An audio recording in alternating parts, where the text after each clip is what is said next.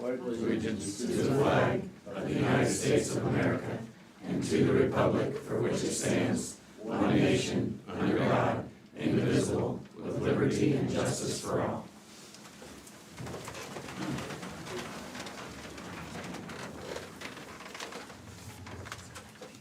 Welcome to the Moines County Supervisors Meeting, June 10th, 2025. Are there any changes to the agenda? I have none. I have none. Okay. Go on to meet the department heads and elected officials. Sarah County Auditor. Good morning. Just still plugging away at fiscal year changeover things and nothing really new to report today. Okay, thank you. Tom? Good morning. So Brandon and I, we had a kind of a busy week there last week. We had our iTag affiliate conference up in Des Moines, so it was good. Had some good sessions, had a little training session as well. Talked a lot about cybersecurity threats and that. Also talked with like MSISAC and CISA and, you know, some of the changes they gotta make with some of the gutting the federal funding on that. But overall, it's a really good conference and, you know, thought we probably got a lot back from it, so, other than that, just getting busy like always. That's good, thank you. Sheriff Clinton? Things are going well for us as well. Plenty going on. Got the school resource officers out. Kids are out. It's nice to have the extra help during the summer, and so things are going well. Couple events this week. We have the Anne Frank, the dedication of the rail car out in Danville on Thursday morning. Other than that, out at the jail, we were at 78 this morning. 2 got sentenced yesterday, and they are already getting them up there today. So pretty good turnaround there, and we have 6 out of county this morning. Thank you. Yes. Chris Lee, Conservation. Good morning. Last weekend we had our annual youth jamboree. Numbers were down again. We've been seeing kind of a trend that way. We're about 250, maybe a little more. So that's still a pretty good turnout considering there's a threat of rain all afternoon. But that went well. A lot of people had a good time. Again, I saw kids crying because they didn't want to leave. That's usually how it goes most years. Still have no water at the nature center. We're just waiting for Rathbun to start that. That's in their court now.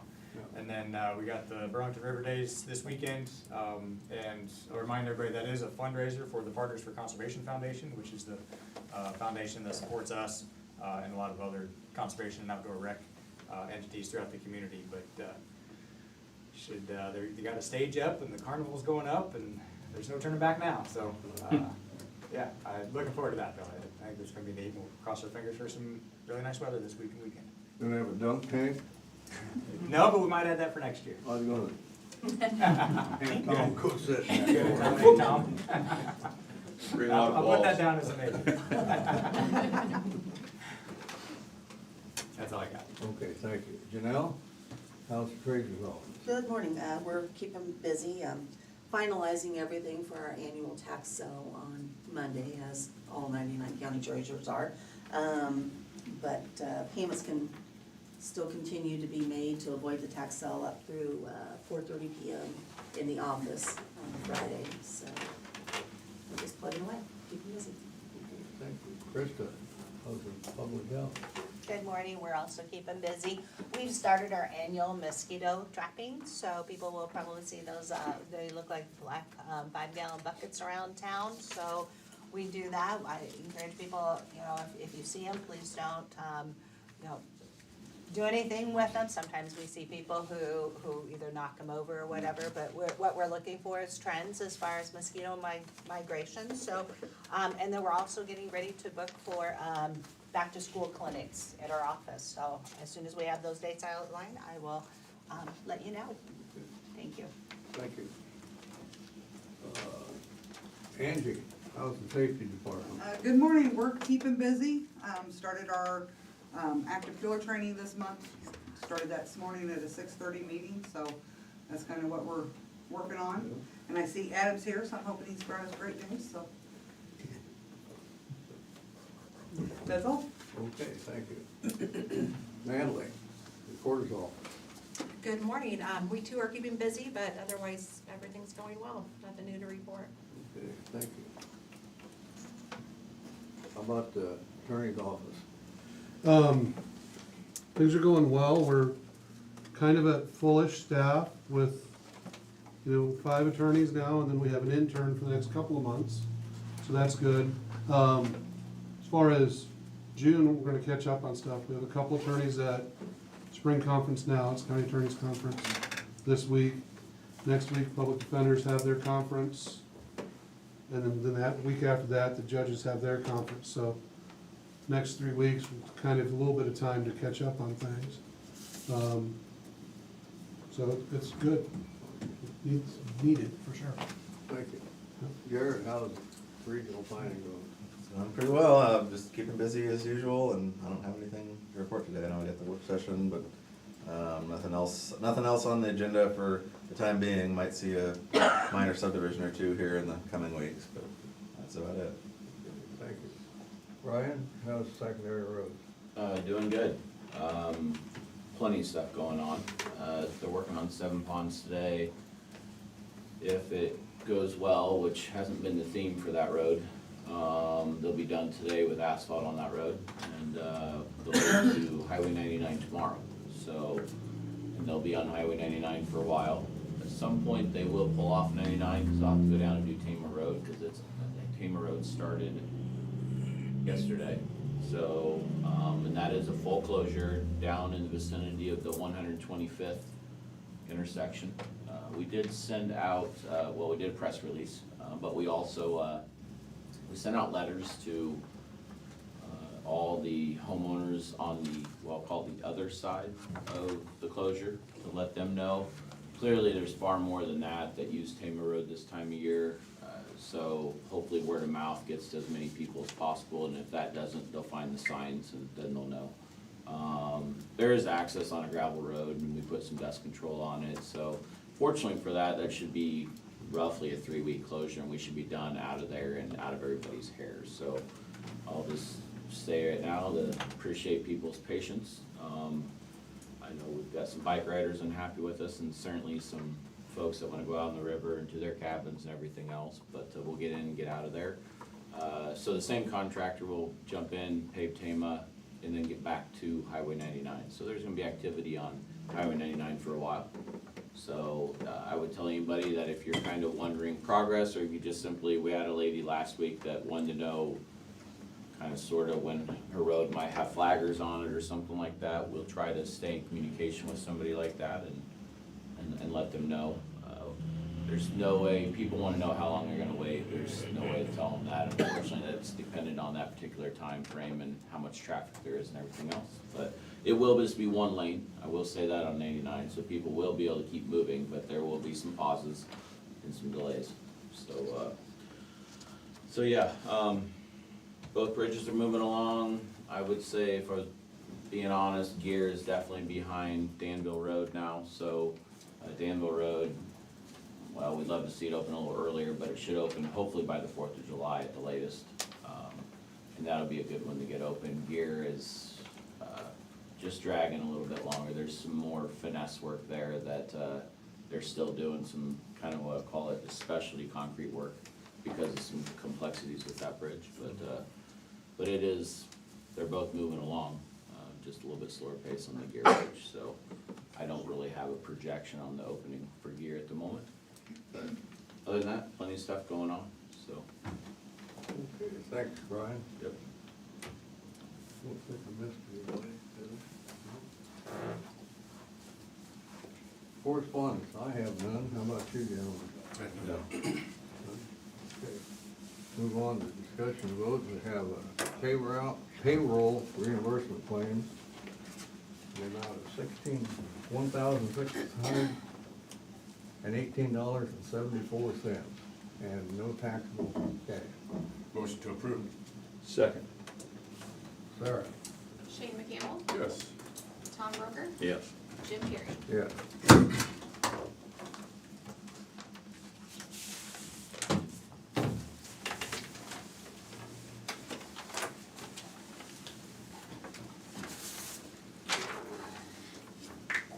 And we have a resolution 2025-30, setting a time and date for the fiscal year 25 budget amendment hearing. Board of Supervisors hereby fixes the time and place for public hearing of fiscal year 25 budget amendments for Tuesday, June 24th, 2025 at 9 a.m. in the Board of Supervisors at Des Moines County Courthouse. The Des Moines County Budget Director is hereby directed to publish memos and estimated summary as required by law. Motion to approve the resolution. I'll second that. Sarah? Tom Broker? Yes. Shane McCampbell? Yes, please. Jim Carrey? Yes.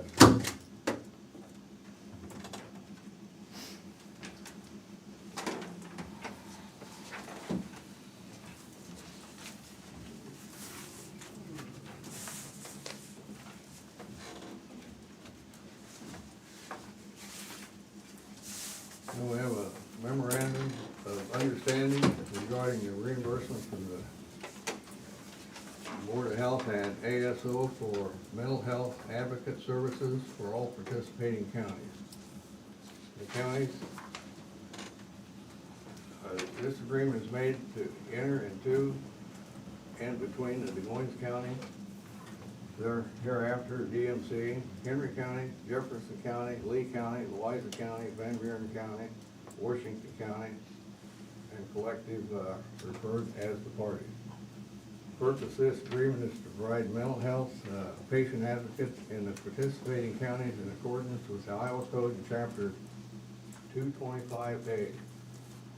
Scope of services, Des Moines County shall provide mental health patient advocates and support the rest of the counties. What this is all the advocates for these 8 counties live in Des Moines County. With the new law that the state's put, the county that where they're at is the county that pay it. So memorandum of understanding is where they will, when the ASO pays, we will get our money back. I move to approve. Second. Sarah? Shane McCampbell? Yes. Tom Broker? Yes. Jim Carrey? Yes.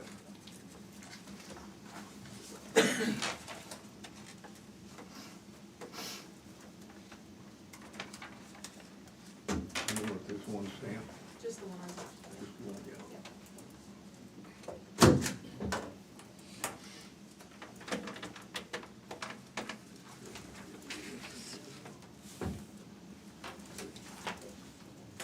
Well, resolution 2025-31 supports the Gable Cottages Workforce Housing Tax Incentive Program.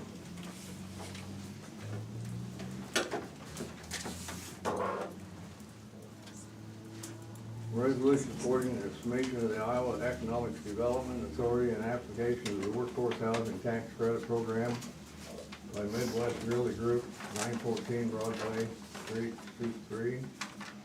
Suite 3, West Burlington, Iowa. Whereas Midwest Realty Group proposes to remodel 56 family residence units and invest $3,800,000. And whereas the project by Midwest Realty Group is located at 109954 115th Avenue in Des Moines County, Iowa. Whereas the proposed project will support the Des Moines County effort to provide blight remedies and creation of safe, sanitary, affordable housing in accordance with Iowa Code 15A. Whereas Midwest Realty Group has committed a significant amount of private financing to the subject. And whereas Des Moines County will support the project as provided by matching support of $1,000 per unit in cash equivalent in the form of access improvements to the existing county roads. And whereas Midwest Realty Group application to the Workforce Housing Tax Credit Program, a copy of which is attached in the reference made part thereof, will provide necessary tax credits and other benefits which will directly contribute to the success of the development. Therefore, be it resolved, Des Moines County is supportive of the plan to remodel housing units at Green Gable Colleges at 10994 115th Avenue, Burlington, Iowa, and provide a local match for such projects as noted above. You might remember the discussion last week on that, that grant. Midwest Realty needs a $56,000 county match. That's $1,000 per apartment to be eligible for a $700,000 grant. And Des Moines County doesn't use tax increment financing, TIF, or tax abatements, and we all agree that none of us is comfortable writing a check to a private company, but it turns out the state will accept a cash equivalent match for the grant. So I think we found a win-win scenario that meets the match requirements and can be a benefit for the county. There's an old gravel road that runs past the property, 115th Avenue. The portion of the road that ties into Memorial Park Road is only 500 or 600 feet long.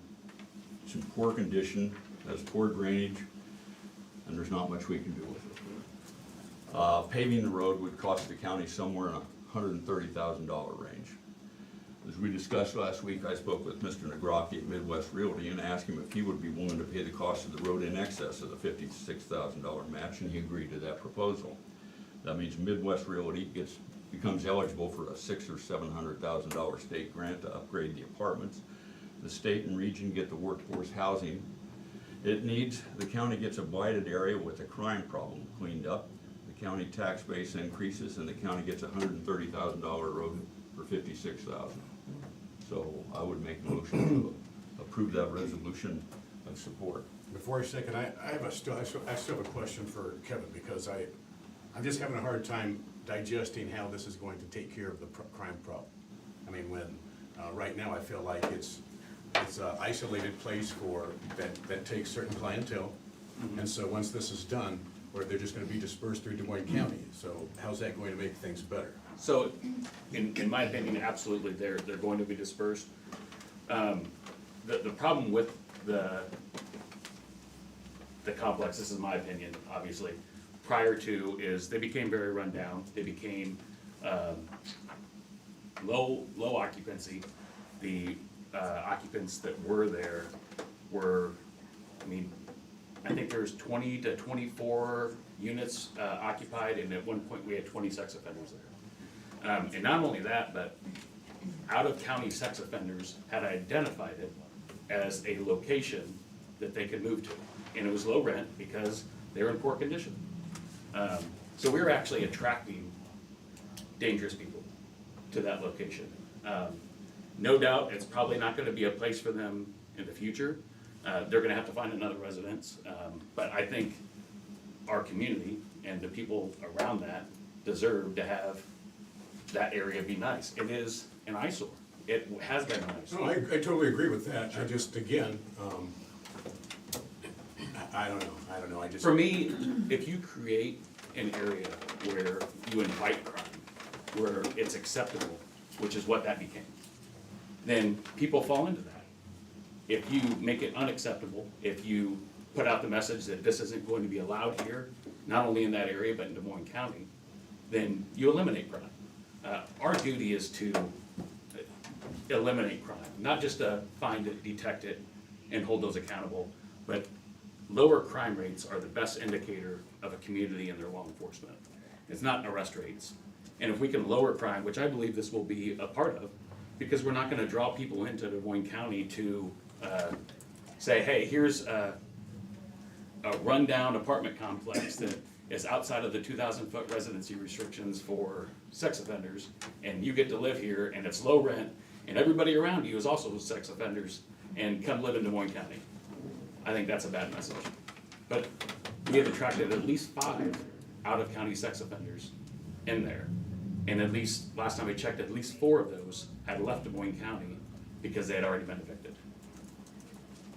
Isn't it true that was the only apartment building in Des Moines County that was outside of 2,000 feet away from a school? Certainly the only one of that size, as far as all apartments, but it was just that. So it's schools and registered daycares. And you can see the overlays on the Des Moines County GIS, but it's one of the few, and because of the rundown nature of it, it had low rent. And it had become an acceptable place for those to move to and then continue that lifestyle. I don't think that there is anybody improving their lifestyle afterwards out there, because they're surrounded by that. I'll second that.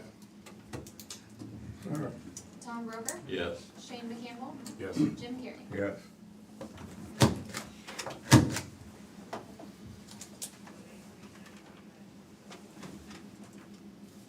Mr. Nagrocki, pick up a copy of that after the meeting. Yes. Thank you. You're welcome.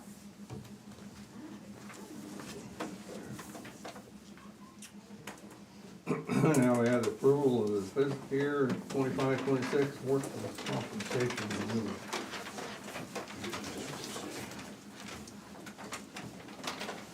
Good morning. Does everyone have a copy, or would you? Could you introduce yourself? Yes, yes, Adam Kearns, I work for Hub International. We have represented the county for years in regards to the work comp.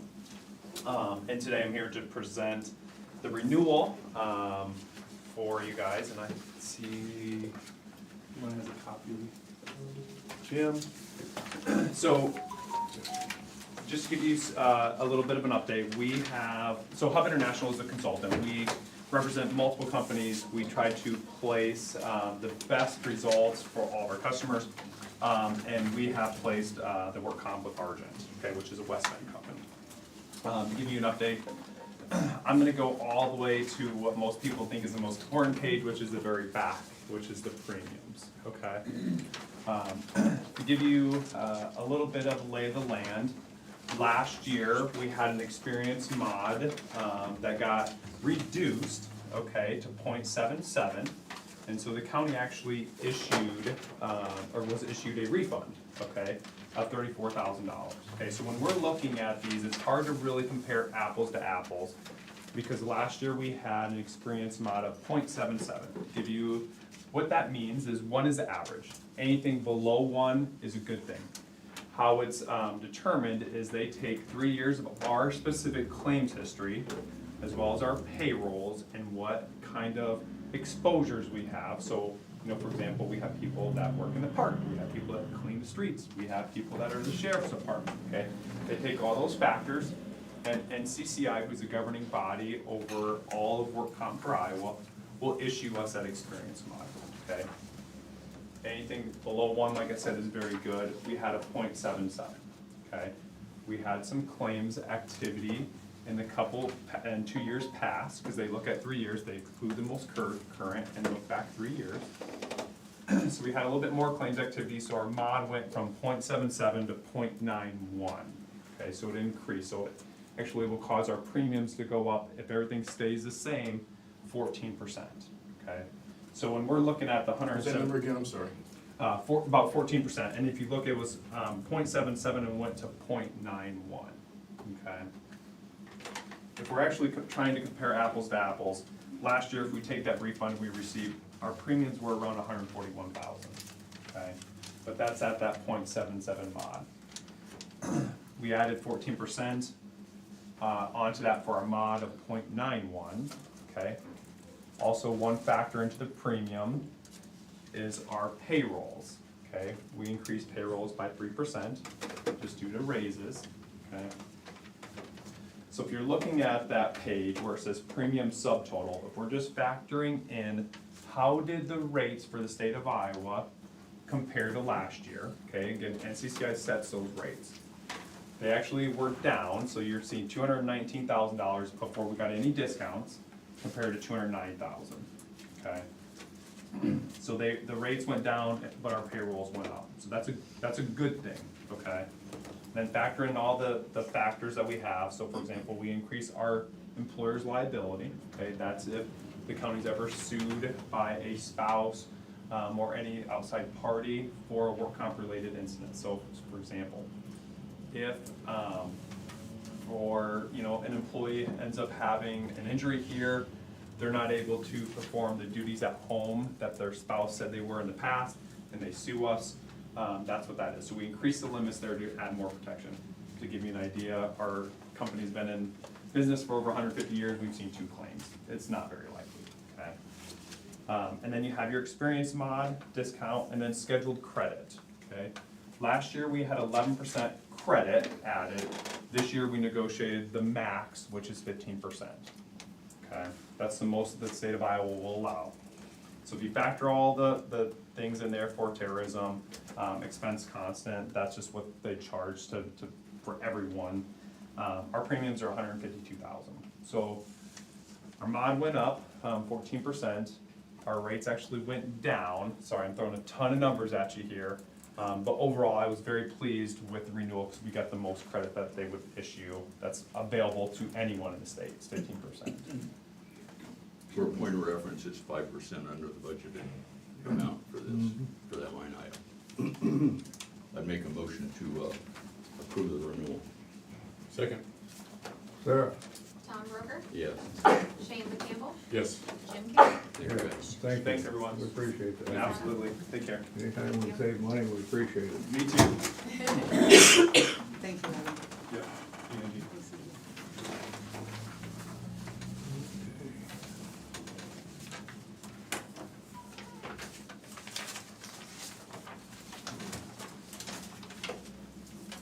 Now, we got the appointment letters for all the county departments here. And,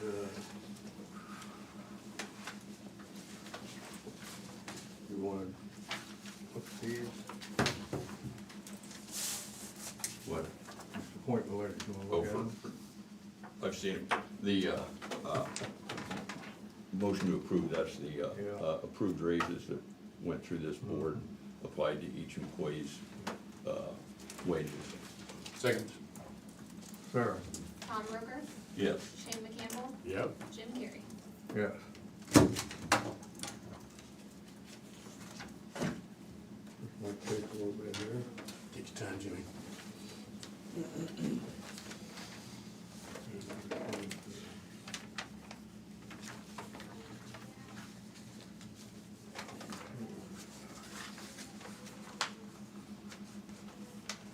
Papers all want to stick together for some reason for me today.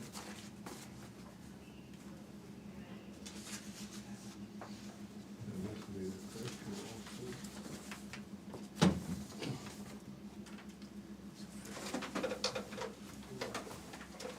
Can we do these after the meeting? Yep, that works. Let's do that. 'Cause there's- Works for me. we got a bunch of them to do here, and there's no use holding you folks up for this.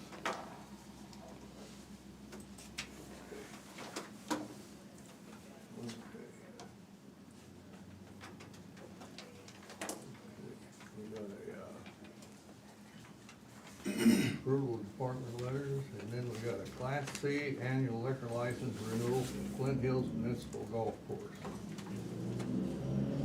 Anything out there, Kevin? No concerns at Flint. You get along okay with the owner? Yes, yeah, they're all right sometimes. Motion to approve. Second. Sarah? Shane McCampbell, Yes. Tom Broker, Yes. Jim Carrey. Yeah.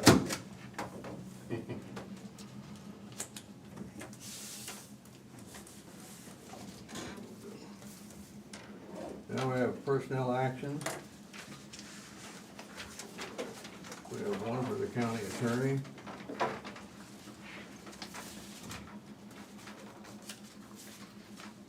Which is Sarah Rouse.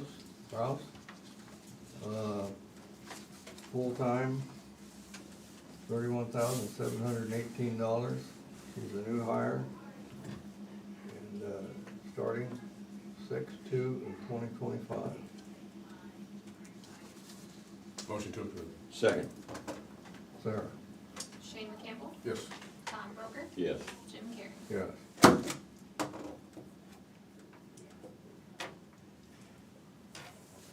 And she is a special witness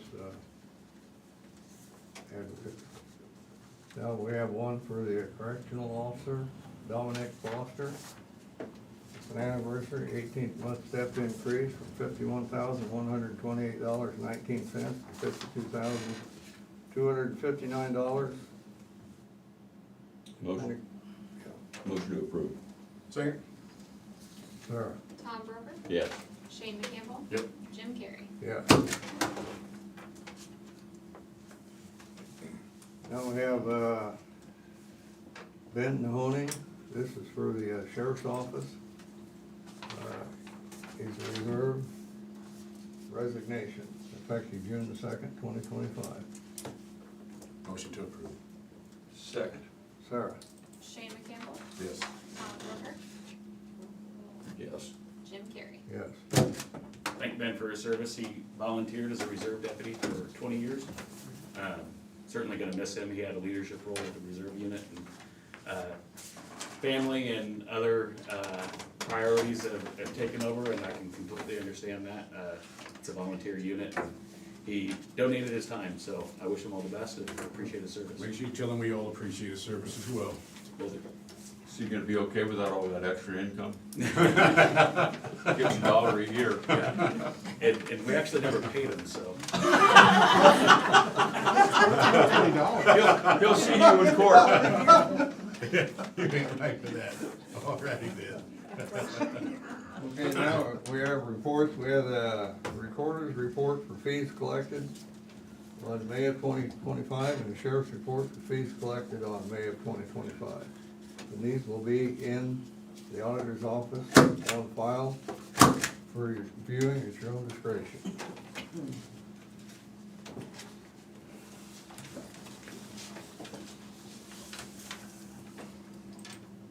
And we have the minutes for the regular meeting on June the 3rd, 2025. Motion to approve. Second. Sarah? Tom Brooker, Yes. Shane McCampbell. Yes, please. Jim Carrey. Yes.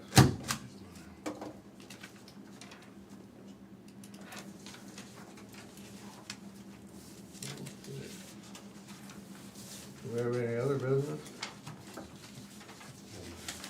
I have none. I have none. Future agenda item, except we're gonna have some work sessions coming up for next week again on, the wind ordinance.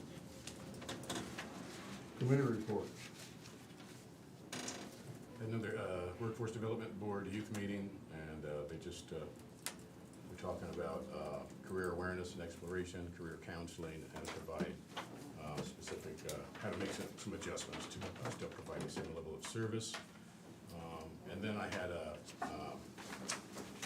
Conservation Board. I was not there, so Chris gave the information on that. I couldn't make that. Stamp, just received. Yeah, I attempted and attended a DESCOM meeting to approve the recently negotiated contract. I didn't have anything.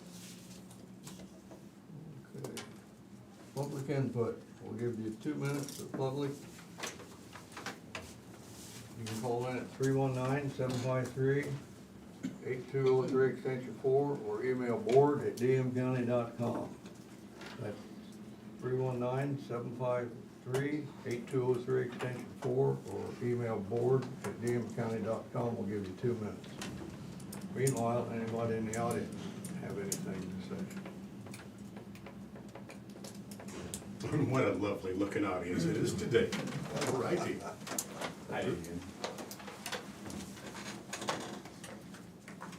State your name. Jacob Long.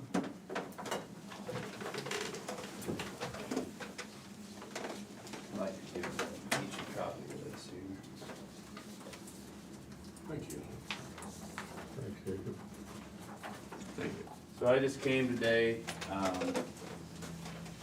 not in an official capacity, again, but kind of in an official capacity. The one thing we wanna make sure that everybody understands is we don't want our department or any other fire department weaponized, as far as arguing for or against this project. I could care less whether you're for or against it. My biggest priority is the welfare of my patients in my community. So if there's any issues that I think are gonna affect me or my department giving the care that's needed to save somebody's life, I believe I need to bring it to your attention. In the city, or in the town of Yarmouth, our main landing zone is that school for medevac emergencies. We just had, it was less than 6 months ago, a guy fell down, put a tree through his chest. We had to land a helicopter right there at the schoolyard to get him to Iowa City. from what I've been reading, this is dated for 2008. I'm trying to get a meeting with MedForce to get their exact regulations in writing. But this is coming from a pilot who was in the same situation, looking at EMS rescues done around wind turbine farms. And basically what he's saying is, they said, do you feel an EMS pilot will be able to land near a large wind turbine if they shut them off? And his response was, don't kid yourself, most likely they're not gonna land anywhere in the county where these turbines are located. I have arrived at many accident scenes before the sheriff's departments because we as first responders all immediately, I have a radio in my private vehicle all the time. So if I hear a stroke victim, a massive trauma, I'll tell MedForce to get on standby before I even get there. Okay, so we don't have a lot of time. Time is of the essence, I guess is what we're pushing. And if I gotta take that patient, you know, for us in Yarmouth, I'm waiting for Mediapolis to get there with an ambulance because we don't have an ambulance. I'm stabilizing the patient on scene. We get him in the ambulance. Now I gotta move him another 5 or 10 minutes outside of a wind farm to an LZ. How many more minutes are we adding to that patient's care before I can get him on that helicopter for advanced life support? Because that's where the advanced life support's gonna be. If you look back at, I think it's page 3, he brought up some concerns with the warning lights. The way they're located, they're on top of the generator housing. Well, the blades can extend another 100 to 200 feet beyond that. And according to him, the FAA states that the helicopter has to fly 500 feet minimum above the obstruction.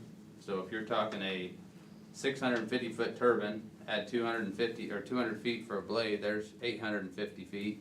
Now the helicopter has to fly 500 feet above that. And they're talking about the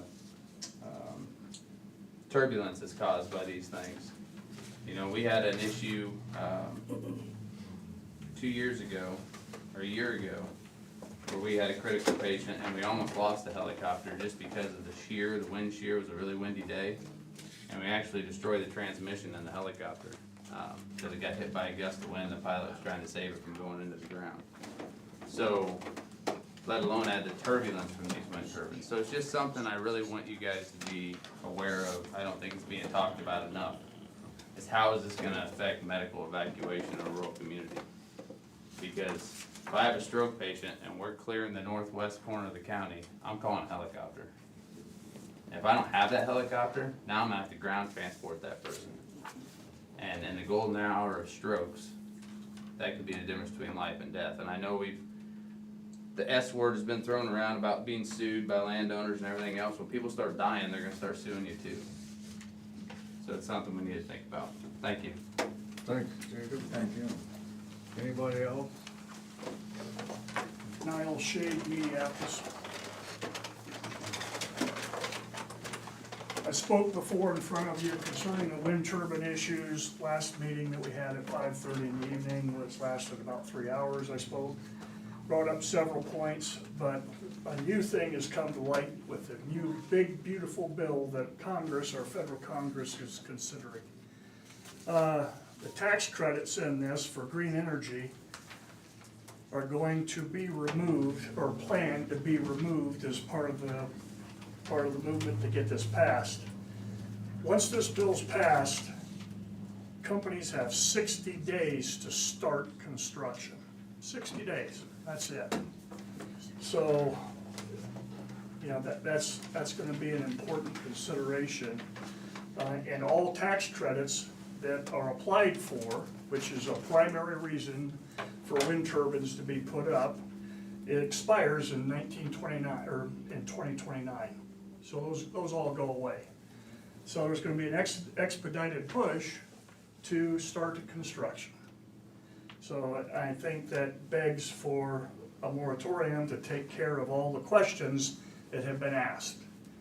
And there's been, I personally noted some with legal ramifications, or legal suits that have been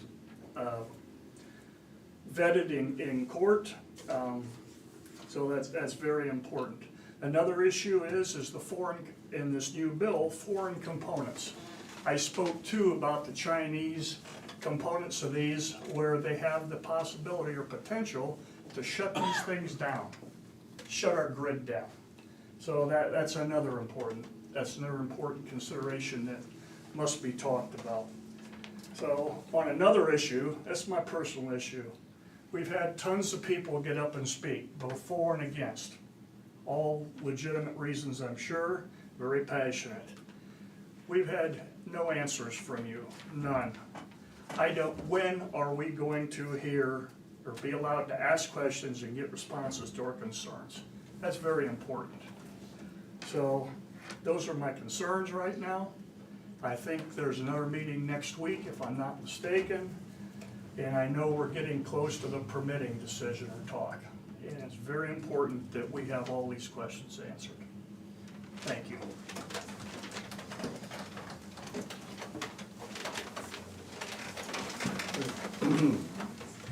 And I wasn't really gonna say anything, but I just wanted to kind of pile on the medical part. Brad Coates. Pile on the medical part a little bit. And I don't know where helicopters can land and can't land, and you hear these things that kind of scares you, but there's not that many people in the room.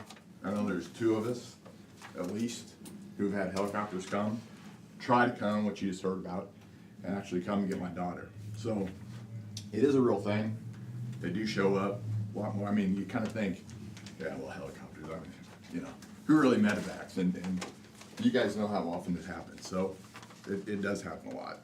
And we all are right next to or in the middle of that field. So it's a real thing. Might be a good time for me to add. I've reached out to MedForce. I spoke with Gary Robinson, who's the Director of Operations, just to get some insight on this issue. I don't want to speak for him, and I can certainly pass his information on. I've got a couple numbers he'll answer if you call him. But essentially, it's not ideal. I mean, they do create obstructions, but they have guidance systems that work with that get updated. A wind turbine farm does not eliminate their ability to fly into that area. It does come down to pilot discretion, conditions.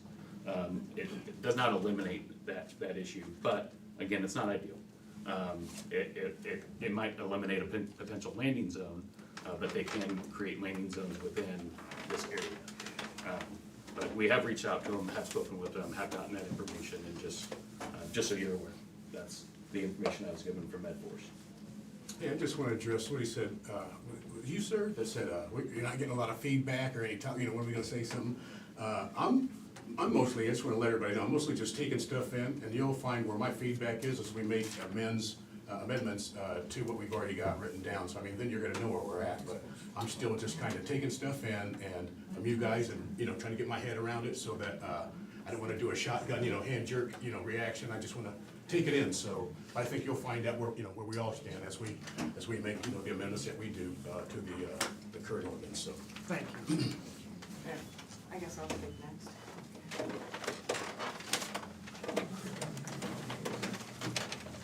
Karen Shade, Minneapolis, Iowa. Oh, all right, first I'm gonna give you, these are the lightning strikes. The night before the last meeting that we had, our work session, the night before we had lightning strikes. The reason I looked this up is I was going to Dollar General, Minneapolis. It's all flat out there. And I saw a lightning bolt go across and hit the ground. I went, whoa, we had a lightning alert. So these are all the lightning strikes within 2.some miles from Yarmouth. These are the ones that hit the ground. So this is a concern what happened up in Mechanicsville. It was Mechanicsville, wasn't it? Is that where that lightning hit? So this is all where those turbines are going. And we're talking 80-some now from the FAA have been approving that we're going to be possibly hundreds of these big, huge, 60-story tall turbines that are going out. So I just wanted you to kind of see that in real time. That was just a snapshot at 9:33 at night. And there were more than that during the night. I kept, screenshotting what I could see, and that was just one screenshot that I took. So I thought you might find that interesting, for the lightning strikes. That is an area out there, because it is flat, and you can see the lightning coming to the ground. All right, the next thing, I'm gonna do bullet points. I've talked to you in the past Noise levels, I didn't see that on the ordinance. Last night I read the ordinance, first time I really sat down and read it. That's why I look like I look right now, I'm tired. Noise levels, I don't see anything for the noise levels or the safety for, coming from the infrasound, anywhere on that. Now, in Mediapolis, it's flat. If you've ever looked at that out there, it is sheer flat out there. I can hear the gypsum plant roaring at night when I sit out. I live right on the south side of Mediapolis. I can hear it. That's 3.5 miles away. Can you imagine how many turbines they're gonna put up?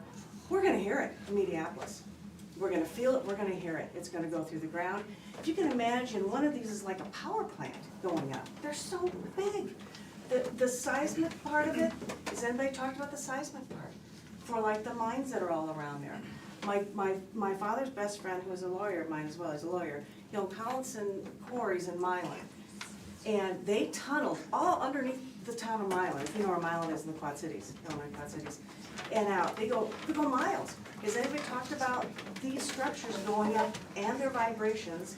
And when they impact in the ground, when they put that 8 foot or whatever you're gonna do, of cement deep into the ground, what's it gonna do to the seismic area with the gypsum plant and all the mines out there? And we talked about that. So that's something we need to look at. Anybody talk to the radio station down here about the interference? I think it was Page County by Clarinda where they had an interference problem with radio stations down there. Has anybody talked to the owner to find that out? I can't do it. Hopefully somebody on the board can get somebody to find that out. And also with the Doppler radar as well out of the Quad Cities. The next thing I think needs to be done is the studies and analysis from the Iowa DNR. We've called them as citizens, but the county has to do it to get an analysis at Big Hollow and Star Cave, Big Hollow especially. We're gonna put turbines around Big Hollow. We've got horse farm there, we have the wildlife, we have recreation people there. Can you imagine trying to recreate and have this zoom, zoom, and feeling the ground, because they're gonna be all around that area.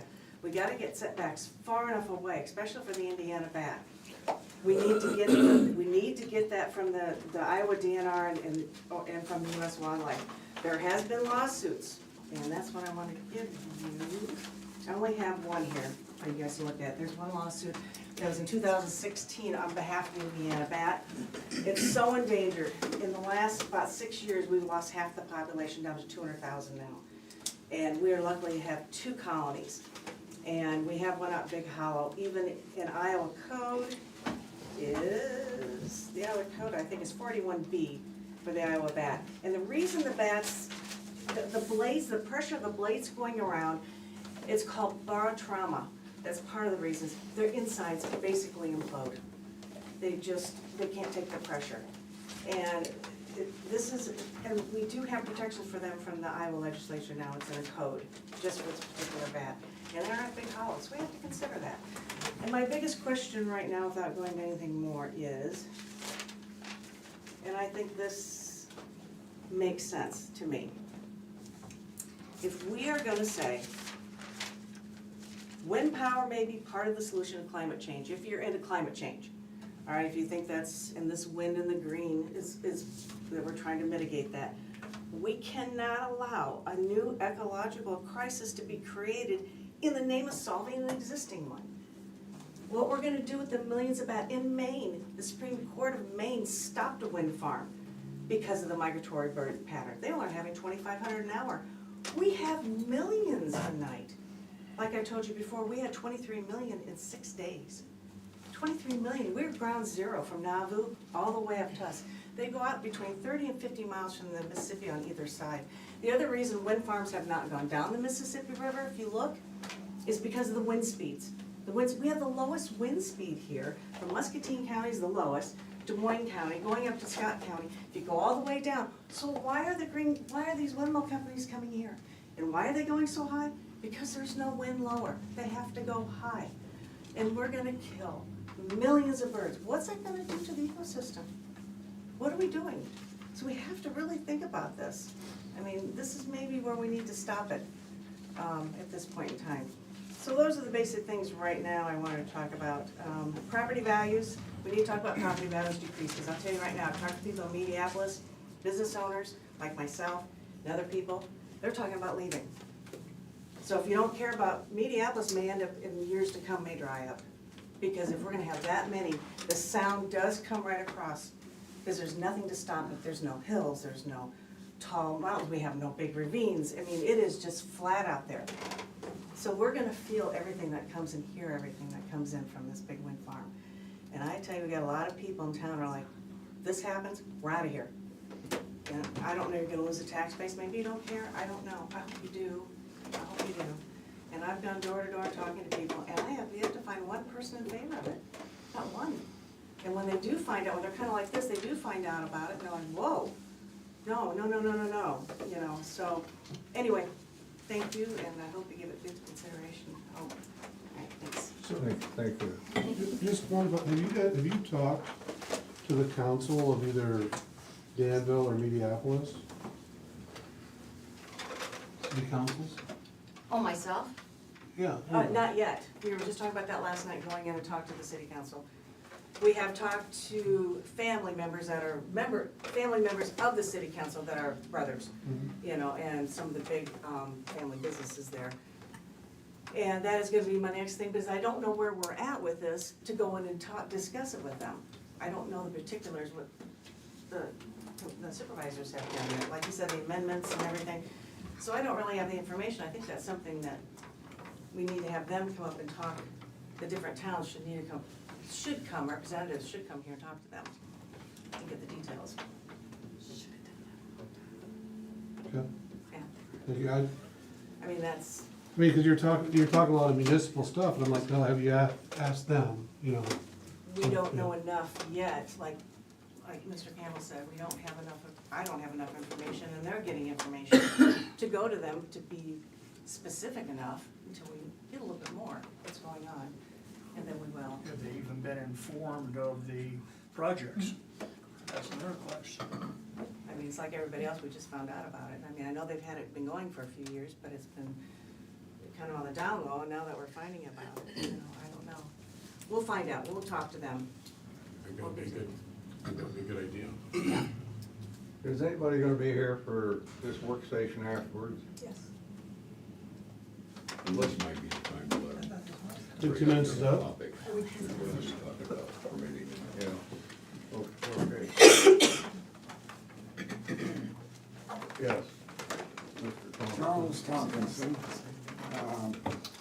I'd like to add a little bit to the fireman back here.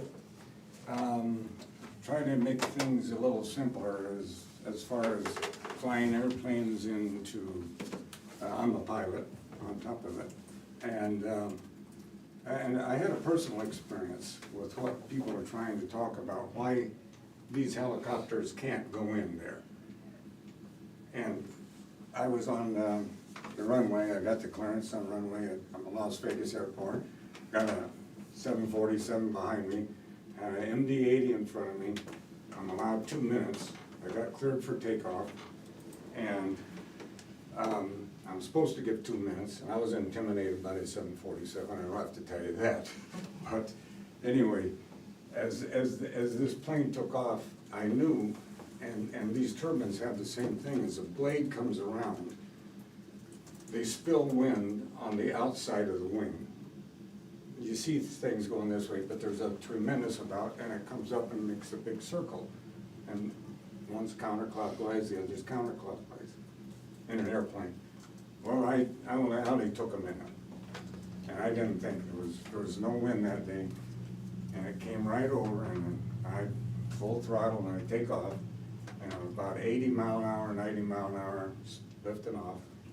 And I knew what to expect. And I'm 1 minute behind this plane taking off. I used a full minute, I should have used 2. And I used full aileron. And that wing dropped and I almost scraped the ground. That's how much turbulence that's behind these wings. And people talk about bird strikes. I think a lot of birds and bats at night are running into these things, and all of a sudden they're upside down. That's my theory. We don't have to go by that. And my second thing that I want to talk about is Homeland Security, is the Iowa Ordnance Plan. We just spent, what, $2 billion or somewhere in that area to the Iowa Ordnance Plan. Now, the FAA knows about this, but no one has talked about the Iowa ordinance plan. I know you can't fly your plane over that. And what now, the thing that we all remember, a balloon that went across the whole United States, and that was 80,000 feet. That was 15 miles up in the air that had cameras taking pictures of our country. Now we're gonna have windmills that are 500 feet, 750 feet. That's the tip. They wouldn't put a camera there. They'd probably put it on the post. And probably what, 6, 7 miles that they could watch the Iowa ordinance plant, things coming in, things going out, where they go. It's gonna see over, the trees are 100 feet tall. And these are gonna be 500, you can see over everything. They have a perfect view there. And where are they made? China. No one is even talking about this. Does anyone know?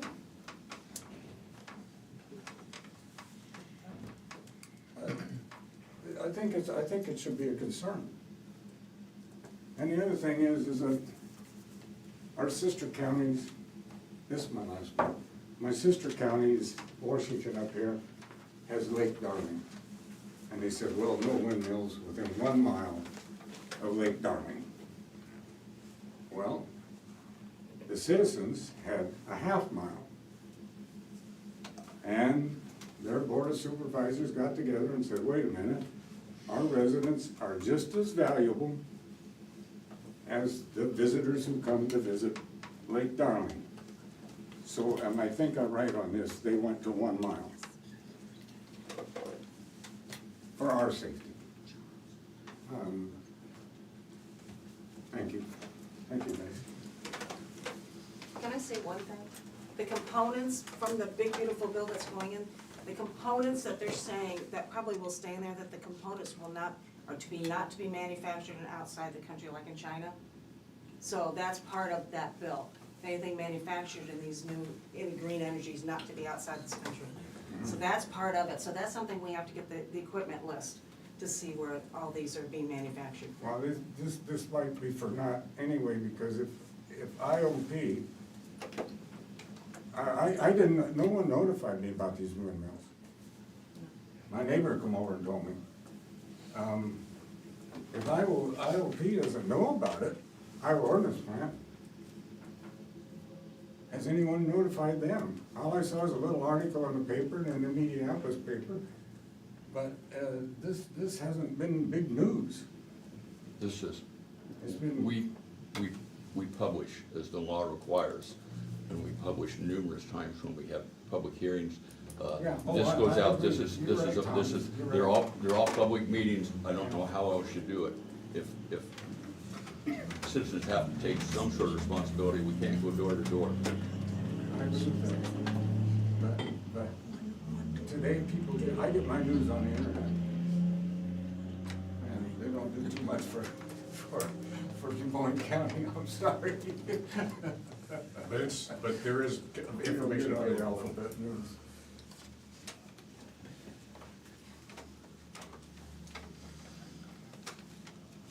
Okay.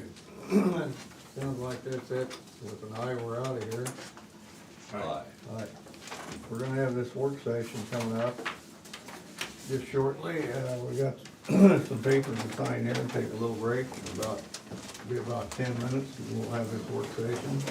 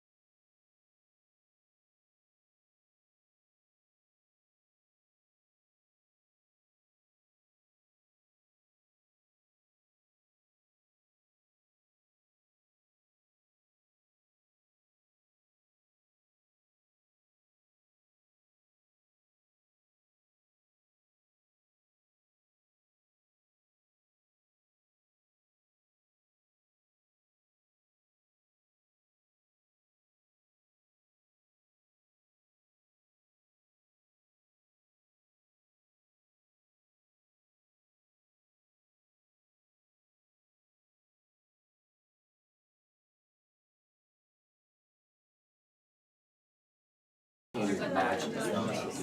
Okay, we're here for work session. On the wind ordinance for trying to figure out permitting. So, I'll let you lead it off. Okay. You've done some research on this. So we have, and my initial question was, you know, how are we gonna permit this, and in particular, kind of what are we gonna consider for an area? I think that's the first thing we have to decide is, are we gonna allow permitting, for one contiguous area? Are we gonna allow one permit per parcel as it would be filed with the recorder's office? One permit per windmill. There's a lot of different ways we can go about it. And then once we've decided that, that's going to determine some of the other things. So, when we talk about, you know, decommissioning and so forth, if we have one mass permit, you know, then is decommissioning gonna be for the whole permit, or is it gonna be for one? How does that shake out? And we need, and then also, how do we notice? Who all do we notice per permit? And,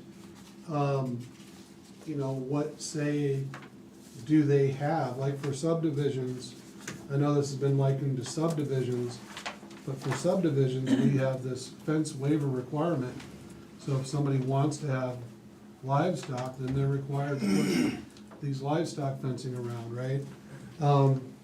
So I think the first question though has to be, are we gonna allow one permit per one parcel of land as it's recorded? Or are we gonna allow one permit per lease? Lease, you know, kind of leasehold estate for those windmills. And that was my question to you, is how do we isolate, say that there's a parcel and it's got 4 windmills on it, but one goes bad, we wanna decommission that sucker, so how would we go about doing that if we did the whole parcel? You know, as one, you know what I'm talking about? Right, and that's a concern, to me, it's very easy for everybody, both in the front end and the back end, are much simpler if we handle one lease, one permit, one windmill. That makes a lot of sense. Now, I think what the person seeking the lease is gonna say, and you've said this, is that's a lot of administrative work. But there's a lot of administrative work, no matter how we cut it. You're gonna have to explain how it makes more sense, I guess. I'm not sure if I fully agree with that. Can I just ask a clarification? Look, If we did a turbine by turbine permit style or a lease by lease permit style, would the expectation be that when we apply for the permit and go through public hearing, that we go through public hearing 30 to 40 times for each individual turbine location? Well, and that's a good question, and that's what I'm saying, all of those things are answered, and that's why I wanted this first.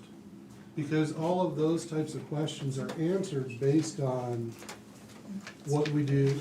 You know, if we're gonna do it one turbine and one permit, then, yeah, I mean, do we have 30 different public hearings?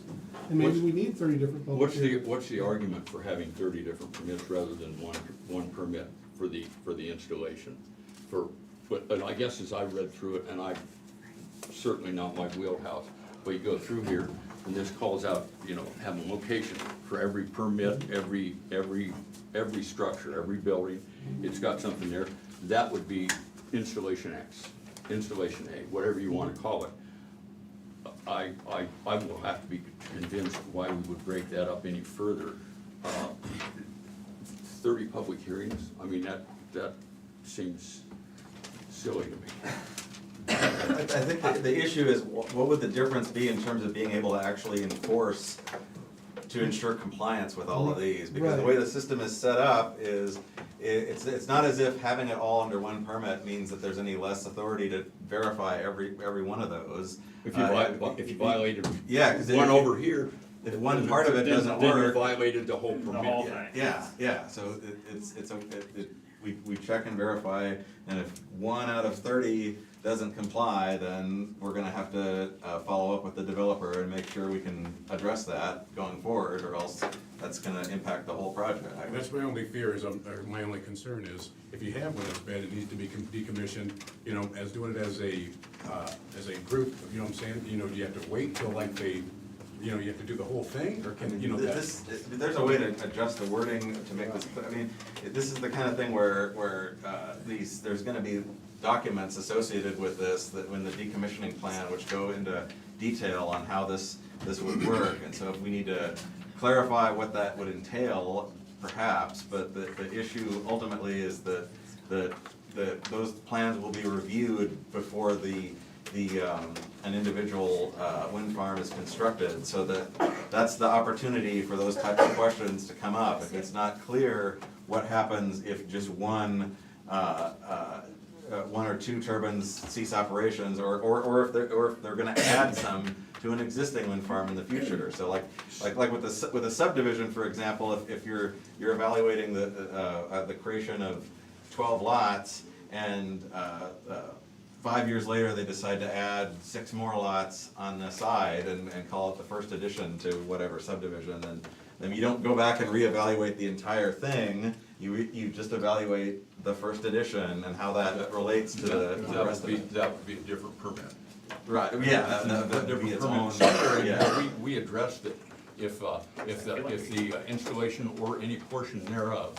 Right. Ceases operation, so Whether that it's is one gonna- or the entire thing. One or the entire thing. Right. For so many, and I'm looking for it now, naturally I can't find it.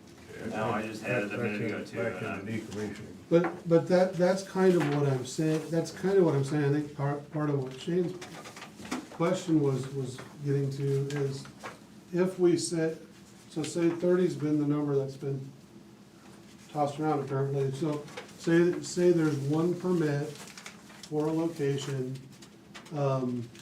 contiguous or not, now we haven't discussed yet, but that has 30 turbines in it, and we have this decommissioning criteria that if the portion's not running for, I believe it was 90 days was what we were talked about, I haven't looked at the number. That sounds familiar. But I believe it was 90 days, so then now, so windmill, say 15 out of 30 stopped running for whatever reason for 91 days, now do all 30 turbines have to be decommissioned? As I recall, we required that the developer would come and say, okay, turbine 15, you know, quit working, so it needs whatever, you know, it is our intention to repair it, and we expect it will be back online in 60 days, whatever something might be. But at least that was my understanding when we went through this the first time, is it was one permit for everything, and each one of those portions, if one of them's in violation, they're all in violation, and it's, and I still can't find it. I can't look for anything to talk, I have a hard time. It's on page 17. Page 20. From a technical perspective, if, say, turbine 15 goes bad for some reason and it can't be Can you repaired. speak up a little bit? Yeah. If, say, like turbine 15 goes bad for some reason and it can't be repaired within the 90-day timeline, from a technical perspective, turbine 15 could be decommissioned individually without the whole project having to be decommissioned. You know, they stand as individual units. So if there's a problem with 1 out of 30, it'd be very easy to correct the problem, either by repairing it or decommissioning it, whatever the By decommissioning, you mean removing? Removing it, yes, including the foundation and the lines and whatnot. I think that's where Jared said we put that in the wording and do that to save everybody. And that would be, because I know in here somewhere, You've got 90 days, to approach the board and say, turbine number 15, whatever its problem is. We intend to repair that, or we intend to remove that. But it says, following the termination of abandonment, the owner or operator shall, within 90 days, either reactivate the use of the structure or begin the process of dismantling and removing them. So the intention there was, that's the particular turbine that was, or multiple turbines that are having an issue, not the entire wind farm, if it only impacts that one particular one or two. So if we just add the word, reactivate the use of the applicable structures, or reactivate the use of the abandoned structures, just so it's 100% clear, maybe that's, because I mean, the intent is definitely, that's what it's meant for, is that if the vast majority of the facility is still operational, what would the logic be in requiring that the whole thing be taken out? It's just meant to address the one or two that are having an issue. That said, if the owner and/or operator desires to reinstate and maintain operations for the CWECS, they shall provide the Board of Supervisors with substantial evidence of their intention and ability to do so within 90 consecutive days of the abandonment determination, and resubmit such evidence every 180 days. So it looks to me like originally we just don't want a dead turbine Right. standing there. We either want it being repaired, Or at least some kind of documentation or. what's going on. Do we have a time? Well, and we'll have to add, make sure that we have language, if we have this multiple turbine permit, so that the inverse isn't true. So say if you have one turbine, say, we'll stick with number 15 out of 30, and say turbine 15 out of 30 is running 365 days and the other 29 are not, we want to make sure that that doesn't qualify for all 30, right? So we'll have to make sure that there's language. Say that again. You lost me.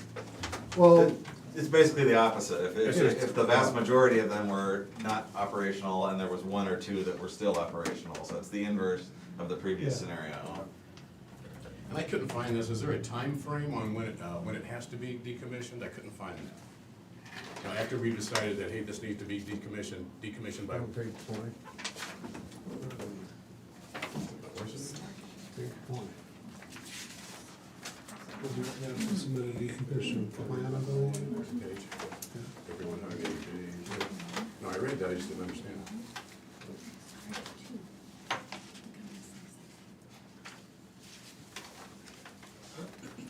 Okay. Begin the process. Within 90 days, they have to begin the process, or begin. It doesn't have a cap. I think maybe what you're asking, is there a? I'm just saying, yes, Yeah, like you we've can been start doing it today, but it's gonna take you 5 for 2 years. Yeah. Right, that's my It point. says that it's been not in operation for 365 consecutive days. So if it's not in operation for a year, it shall be deemed abandoned by the administrator. Yeah, I'm still at, so where's the verbiage where it says, okay, after, whether it's decommissioned or abandoned, it has to be everything has to be cleaned up by this amount of time. And again, my only concern on this is, again, protect property rights of the Wayne Countyans, and then also to make sure that we're safe. That's where I'm at on that, so.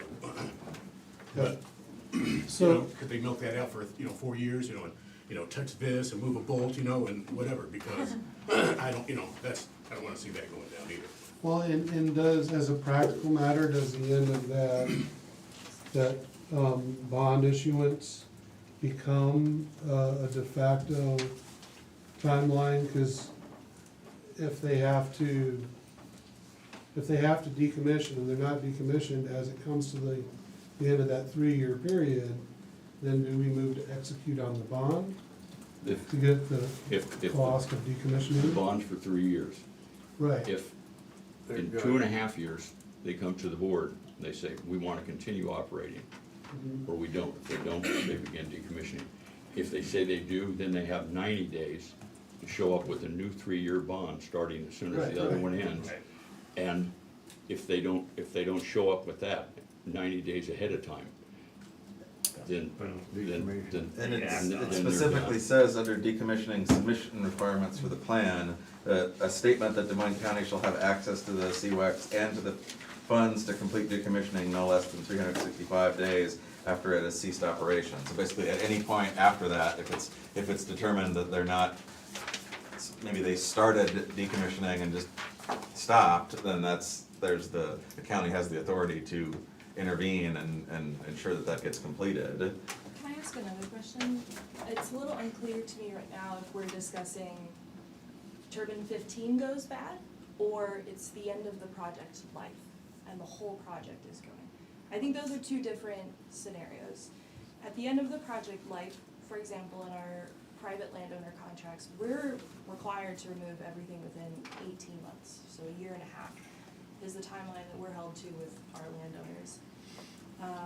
And I think that is reasonable for the scale of the project and the amount of restoration that needs to be done. So it was 18 months? 18, yeah, year and a half. What's the duration, the life? The life of the span, project? yeah. We typically count on about 30 years, but our lease contracts give us flexibility up to 55. In the case of turbine 15 goes bad, one turbine goes bad, then I do think that it would be fair and appropriate to say, if that turbine has been inoperable for 365 days, you have X many months to get it down. Especially if there has been some sort of catastrophic failure, like last week tornadoes came up quite a few times. If a tornado has come through, it's very important for the safety of the community that goes down quickly.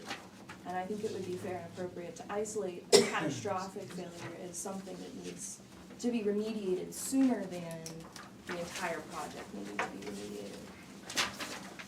Well, specifically when we were in regional planning, we were working with Lee County on their ordinance for wind and solar. There was a lot of discussion specifically about the emergency response, and so that's why I think if we take what Lee County has already adopted, the more specific outline of that emergency response procedure, I think that itself could be very helpful. In particular, because it talks about what different types of emergency, whether that be natural disaster, fire, explosion, or environmental issues, medical emergencies on site. But specifically with regards to the severe weather or explosions, there's language that we worked on there in terms of response to damaged property. So if an emergency event results in damage to the components of, in this case, a wind farm, the owner shall be responsible for all costs with the repair, reactivation, etc. And it's, yeah. We're getting off topic. Oh, I'm just saying that's would be specifically addressing the emergency response catastrophic event that Edie was discussing. Yeah, and I think we very well may look at that when we get to dealing with the questions of emergency response, but today we wanna focus Right. in on the three things, the permit, the decommissioning, and, yeah, okay, so, Well, I was acknowledging that there are different scenarios. There's catastrophic event, there's plain old abandonment, not operational, and then end of lifespan, because there's three different things there. Back there, do you have something you want to A say? couple things on number 3 and 4 on page 20. It's references Article 1, Section E. I think it's Article 1, Section F, possibly. The other question you were talking about, Shane, you were talking about the amount of time. It says if the turbines and other structures are not removed as required, the board may initiate the removal of the CWEX. Is there some sort of time frame? And I think that should be specified in that number 4. And like she stated, they have that in their contracts with the leaseholders, and so I think that needs to be somehow tied back to this document, because nowhere in here does it give you how long are we waiting for that to take place. That's what you said you yeah, were and on that. I Jared looked and he seemed to believe there was a 300 within 365 days. Seems fair, right? Yeah. That is Up above in that G, in determination of abandonment.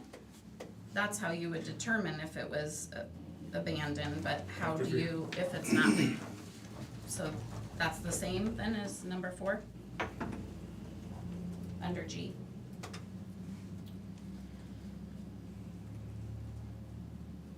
I don't have the document in front of me, we don't have, What'd you because just- what'd there's you just just say? so many I mean, people, we what'd you say? don't have It's the on page desk. 20, under G is determination of abandonment. Right. So you're saying, Jared, in the sentence under that, it says if it's not been in operation for a period of 365 days, it shall be deemed abandoned by the administrator, and notification of this determination shall be submitted to the owner and/or operator at this time.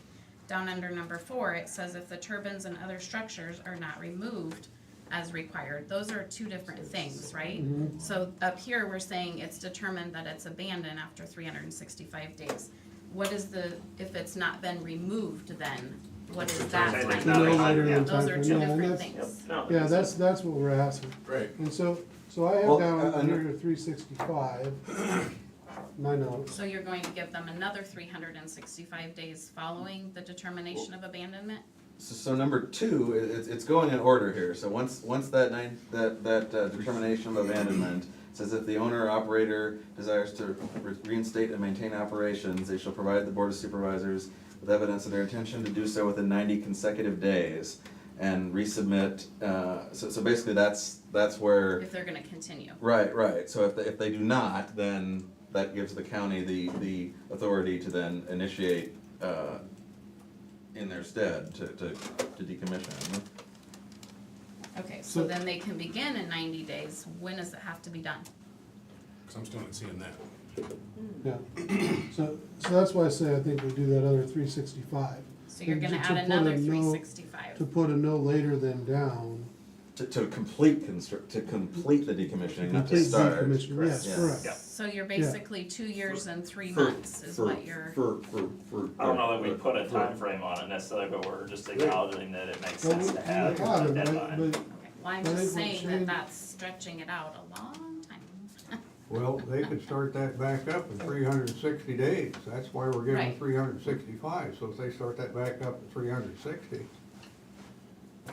so, And here we're specifically just talking about abandonment, not actual Yeah. catastrophic damage. It's just sitting there Three different things empty, here. Right.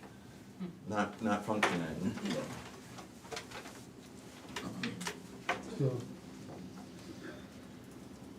I still don't know if after the 370 days that it's been abandoned, you know what I'm saying, where's the teeth that says, okay, it has to be done by this time? That's what I'm talking about. right, that's not there, and that's what we're That's not there, saying. that's What why. is that timeframe that you guys want? Is it another year to get it down?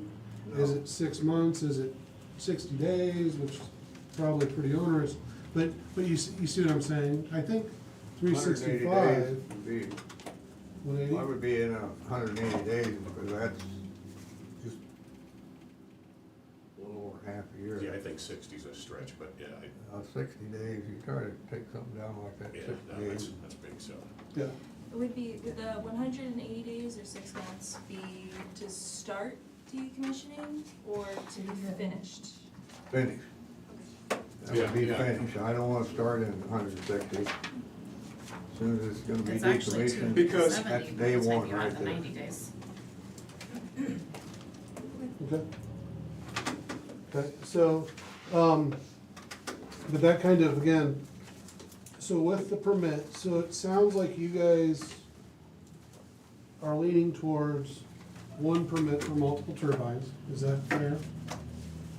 I did some research on this, or we did at my office, I owe Becky credit, just trying to see what other counties had done, and they're still kind of coming in, so I'm not gonna claim we have everything in or anything, and every county is so different, but it looked to me like what we could tell, I wouldn't say I have my hands on permit per se yet, but, looks to me like at least a couple other counties handled it that way, where there's a set of plans that reference wind turbine 1 through whatever, however many were, and it's a map of that region, and of course, then they have to provide, and that's why we don't have a copy of the permit yet, I'm sure, because it'd be so large, but they have to provide similar information for every single wind turbine site, whether it be adjoining landowners, whether it be And true.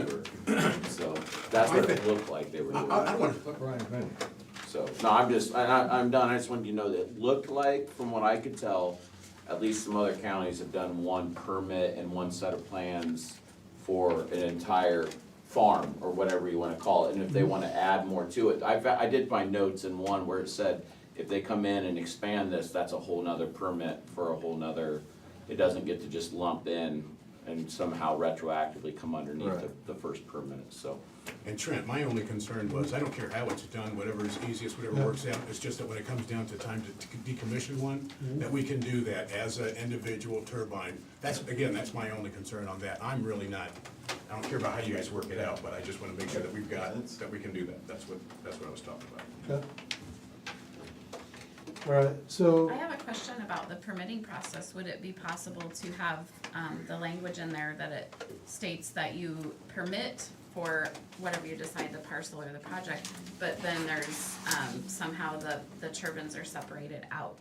So that if you do have one or two that need to be decommissioned, or one or two that are in violation of the road use agreement, or that kind of thing, because it gives you more flexibility. My concern is the ambiguity of having a broad overarching thing over the whole project.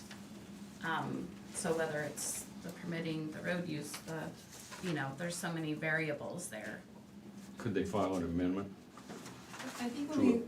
And also the not having 30 or 40 hearings, so that it's Yeah. for the whole thing, but then it gives you more flexibility within that. I think the intention is that when we file the permit, if it's identified that any individual turbine location is in violation of any of the regulations, or if the road use agreement is incomplete, or we haven't drafted an emergency response plan well enough, or operations and maintenance plan is incomplete, or we're missing something else somewhere else, that we need to fix that before the permit is approved. We will not be able to secure a permit for a project that is in violation of the ordinance, and then once we get the permit, the project has to stay as permit. If we change the project in some way, that's a violation of the permit, obviously, and the entire project should lose its permit. But if we were gonna take out that pesky turbine number 15, Yeah. then we could, it would be apply for an amendment to a permit and say, we're gonna remove this one for whatever reason, it's so, I have to think about it, I think the intent of the initial permit is, the we're original citing this permit whole is, ordinance, this is citing and the one of, whole, and the then whole one of thing. the requirements is you have to maintain them in use, Yes. and if you don't, we have language that says if it's not in use, here's what we do. I don't know that it says right now, if something is down and not in use, that they need a separate permit for that, but there's a regulation in here that says how to deal with that. Okay, If that's well then not don't, in use, then so forget. I don't know, maybe we need to forget the think, amend- maybe we need forget to that. think about. Forget if there's something in that deals, that actually would I deal mean, with we that could- situation. We could discuss having a permit for that scenario, so that it just creates its own, process. But, I don't know, that's something I guess we'd have to think about. We also If probably. it's specifically permits, we talk about siting, because it's the idea Yeah. of It's the that initial where they're installation and what's located at the going on. initial development, and what's the impact on the surrounding area, what are the setbacks, et cetera. Once it's in operation, we have our own, there's separate regulations there related to decommissioning, the abandonment, emergency response, et cetera.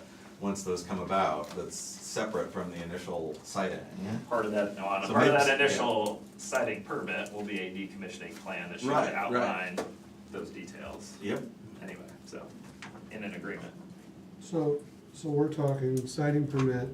So the next question then is, what's the parameters of a site? I know we talked about one individual turbine. Brian was talking about one individual farm. Well, And I know when you guys have talked about it, you've talked about basically a windmill region, almost like you had a separate, zone windmill region. So that's, if we're talking about multiple turbines, that's really the next question is, are we gonna talk one farm, one permit, You mean by one farm, you mean the wind farm, or you're talking about an individual? one individual Parcel. farm, one parcel, one permit? Or are we gonna have one permit for the entire county? That's what I was, when I was talking, what I could see, again, from other counties, it was, you know, we're talking 50 in this project, or 15 or whatever, that's their one permit with a set of plans that, and probably a lot of other documents that I don't have for all of those. So when I said farm, I didn't mean an individual farm, I meant the project as a wind farm, or whatever you wanna call it. Installation, or the entire thing. And real quick, we probably need something in there on the decommissioning side of it to require another road use agreement for any type of decommissioning, whether it be individual or the entire thing, and I don't think we have that requirement in there, so, from my recollection, it didn't come up, so. Do we need talking about the road use agreement, do we need any sort of a drainage survey? Well, that'll all be done during the creation of the road use. I mean, I've actually reached out and have some notes from other engineers about all the things they did in the process of creating a road use agreement. And all the road use agreements do cover the entire, whatever we're gonna call it, farm, installation, whatever. It's one agreement for that entire thing. Now, keep in mind, the roads they use coming to that point aren't necessarily in that area. So that could be anywhere in the county that there could be roads impacted, but there's one agreement that in the, you know, whether it be drainage, whether it be road conditions, doing videos to have evidence of conditions, that kind of thing. Those are all part of that process, for putting that road use agreement together. But in decommissioning, I don't think we'd really thought about it. We need to have require another road use agreement during that process, because it's all coming in and it's heavy, and it's all gonna go out and it's gonna be heavy. Still heavy. So. We'll lose anyway. Yeah. Thank you, Brian. Okay, I kinda like the idea of the one permit for the farm, for the whole project, like they're gonna put up what, I understand, what, 35 to 40 of them? Maybe well, not. yeah, we're not asking about any one particular project. What's that? We're not legislating based on any one particular project. It's based on what's gonna be constructed at one specific period of time. If they come back and add on to it later, that's an addition onto the existing project. So if they're gonna build 5 now, or they're gonna build 30 now, it's a single project, so it makes sense to permit the whole thing and evaluate each one of those on whether they comply in order to make sure that the whole thing complies.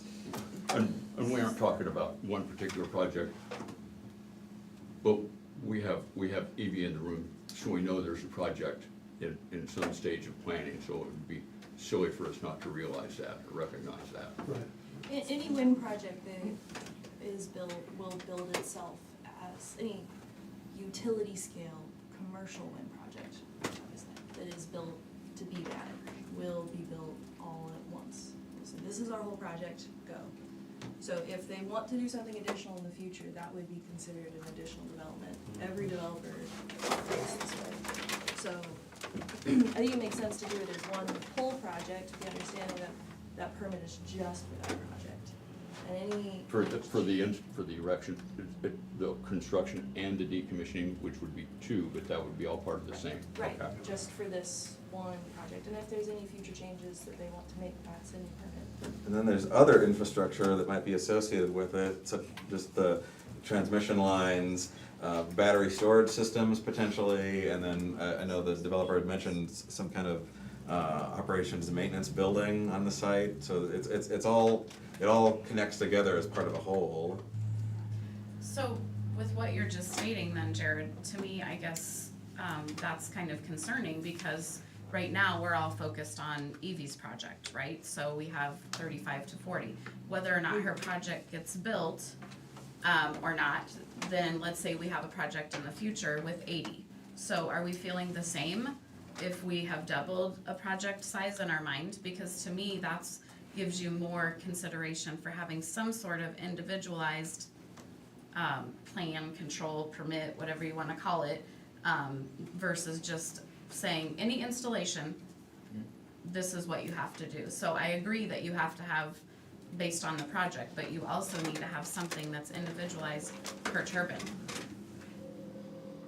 I think, I agree with that, we aren't designing this for one Right, particular right, installation. yes. This would be the Des Moines County So, CWECS. and I think you're kind of saying that, Trent, like you were talking about per turbine when we started this conversation. Right, and that's what I'm saying, regardless of whether it's permitted per turbine or per the whole, we need to have, and you're spot on, I think everybody's kind of saying the same thing, that we need to be able to regulate it on a per turbine basis. Right.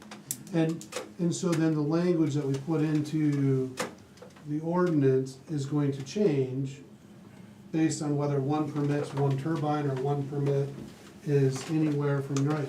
It's It also could my be 30, it concern- could be 80, yes. I It's mean, also my concern if you do have some sort of failure and you have to have a decommissioning on one, then if there is some sort of a lawsuit, if you're making the pause, like, do they have to pause? Because the way you have your language right now is if there's one that goes down, you're at a pause or, so let's say that happens. Then are they gonna sue you because they aren't able to use the other 34 out of their 35?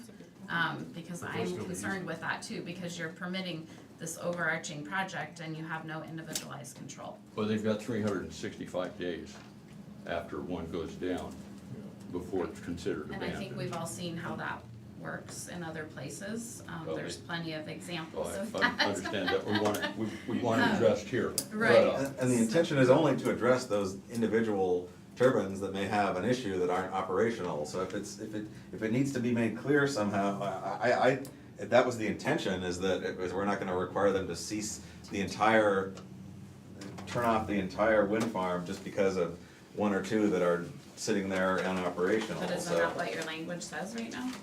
Well, if that needs to be updated, if it isn't clear, then we definitely wanna update that, but I know that was definitely not the intention. They've got 365 days before it's declared abandoned, and then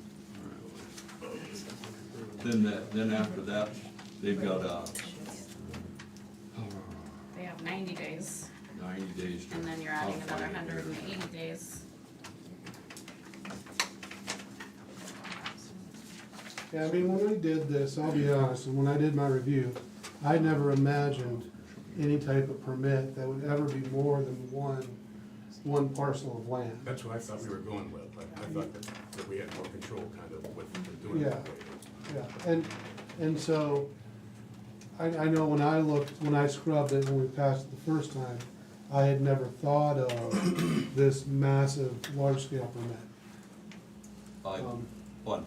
On G, on 20. I guess, It's I mean, just reading the requirements, I don't know how you could even interpret it They that don't way. even match one. Well, I noticed, because it talks about determination of abandonment, that failure to begin the dismantling and removal of an abandoned CWEX.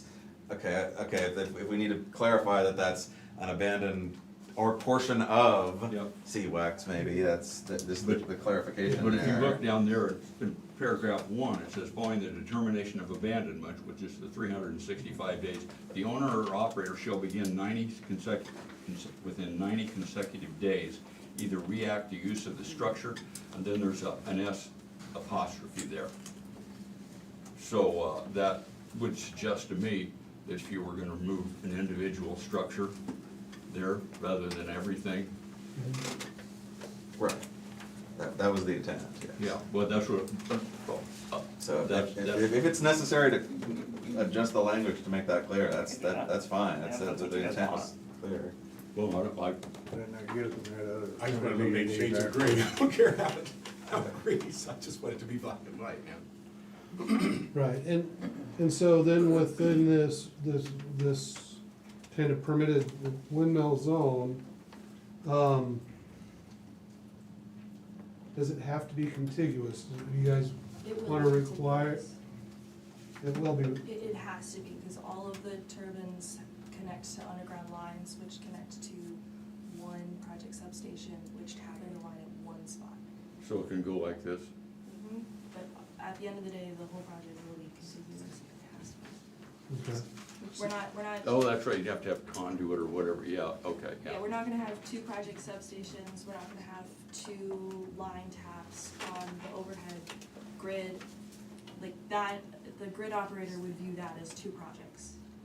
So we're not gonna do that, 1 project, it will all be interconnected. You might have individual turbine strings, you know, 5 turbines maybe on a string of underground line, but all that underground line will funnel into one spot, Every last one of them? every last one of them.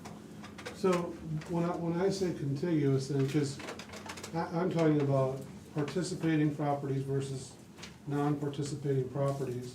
So you will have a lease for the entire area. Every spot that there is some form of infrastructure, be it a turbine or an underground collection line or the project substation or an O&M building, will be on some form of private land control, and those will all interconnect. That doesn't mean that there won't be people who are islanded, who choose not to participate. That can happen. There will be people who are neighbors who do not have project infrastructure. If they choose not to sign up with the project, then they would be also considered non-participating.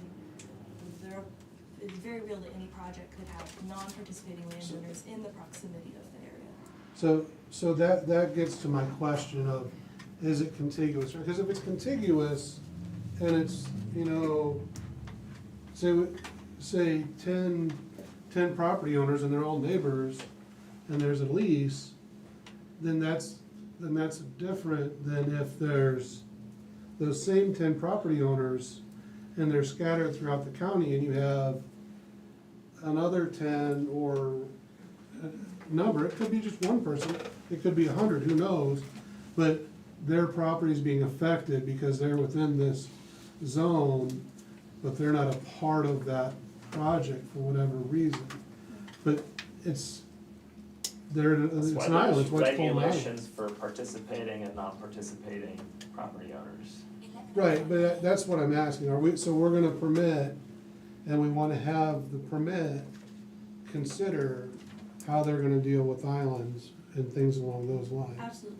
We should, it does now, but it should clearly define what a non-participating property is and what the Right. restrictions and considerations are for those properties. Things like noise and the shadow flicker that have been brought up, setbacks, all those things should be considered with those properties in mind that are in the project area but not participating.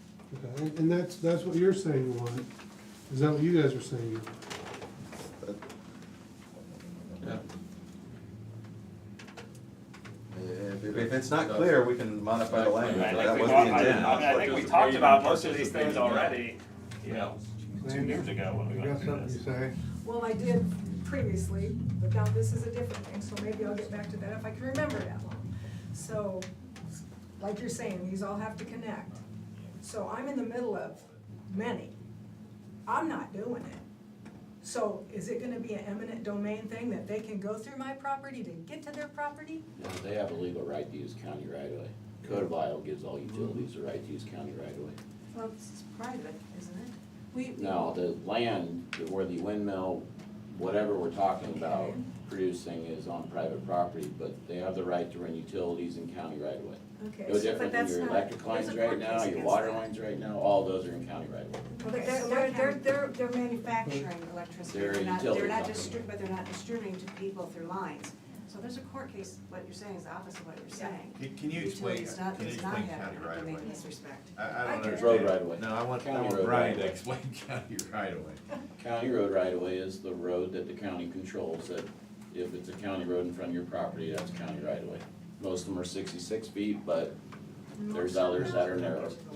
Yeah, they're not all. Well, I know, because I've fought this battle one other time, and a lot of them are 40-foot. And if, Not a lot, but there are some, yes. yeah, so for instance, my road, it's 40-foot till it gets to Yeah. my house, Mhm. and it's 66 in my part, and then it's 40-foot. Yeah, it's certainly possible. Oh, yeah, so how do you run that on a 40-foot right-of-way road? The same way they run 3 or 4 fiber optic lines down roads, whether it be boring, whether it be trenching, whatever it is. I mean, as far as utility companies, and she may be right, maybe under Iowa code they're not considered, but if they're considered a utility, Iowa code gives them the legal right to be in county right of way. So they just have to they have to follow a road. They would have to be within right of way, and they'd have to go through a permitting process like all of the utilities in my office. I mean, to connect all the windmills together and get to a substation, they're gonna have to just follow the roads to get there. Your roads. I They would can't assume cut so. through the middle of a farm. I would assume so. I have to be the first to admit, we haven't done Some of them, this. just the ones that are non-participating, you would, right? So we haven't done this. She can probably answer that better than I could. Yeah. I have not ever been involved with a project where we utilized the county right-of-way for our underground collection lines. We've crossed county roads, obviously, you have to get across them. I've never said, oh, I can't get private landowner rights, so I'm just gonna run the county right-of-way. I've never seen that happen, Where's your and answer? I don't know if we would be able to, I don't know if we'd be considered a utility, like. And I don't either. Like a customer distributor would. So yes, we might run underground collection roads across participating landowners' properties, but we would never put anything on a non-participating landowner's property. And if it makes people more comfortable, I can't see why it would hurt to clarify that a non-participating property will have no infrastructure on it, because that's totally consistent with how we and any other developer I've seen build projects. And then you also have a setback distance specified in your ordinance for a public roadway. Right, For the turbines. right of way, not the road surface. Any right-of-way line for a roadway, yes. My other question from before when they kept going and I didn't get in. So, it's a previous conversation. Last time, I asked how many turbines there were gonna be. She said there was 300, 400, whatever you were talking about. But our map that we have has 80-some possibilities on it. So, I'm happy to address the misunderstanding now. Go I ahead. know that we're not talking about this project, but I know there's lots of community concern about it. The map I that wasn't done. was identified was the positions that we filed with the FAA as preliminary positions. It's very common in wind development for developers to file kind of a spread of turbines across an area at a really high height, so that the FAA can tell us what they will and won't approve. It's not, we won't use those positions to build, we're certainly not going to have that many, we're not going to be Says who? 750 feet Says tall. who? But we just understand that the FAA would approve a 750 foot tall turbine. my point is, We, those have all been, I was talking. I was And talking you, as I well. know, but you just Okay, talk whenever. no arguing in here. Okay, that's This is fine. for information for us. I know, But and we I'm can't trying to have you give you guys some, arguing. and I want her to, but she always interrupts. So, 80-some have been approved, 80, they can be done. And last time I asked how many turbines is there gonna be, and no one knew. I How would many? like to tell you, it's probably going to be in the range of 25 to 40 for a project of this size, but a Okay. project, a future size, let's say this project doesn't happen, a future project could end up being a much higher megawatt capacity project, and there could be many more. Right. It's possible. Right, and I just want to know that we can't go on what she says, it could be 30, 40, it could be 80.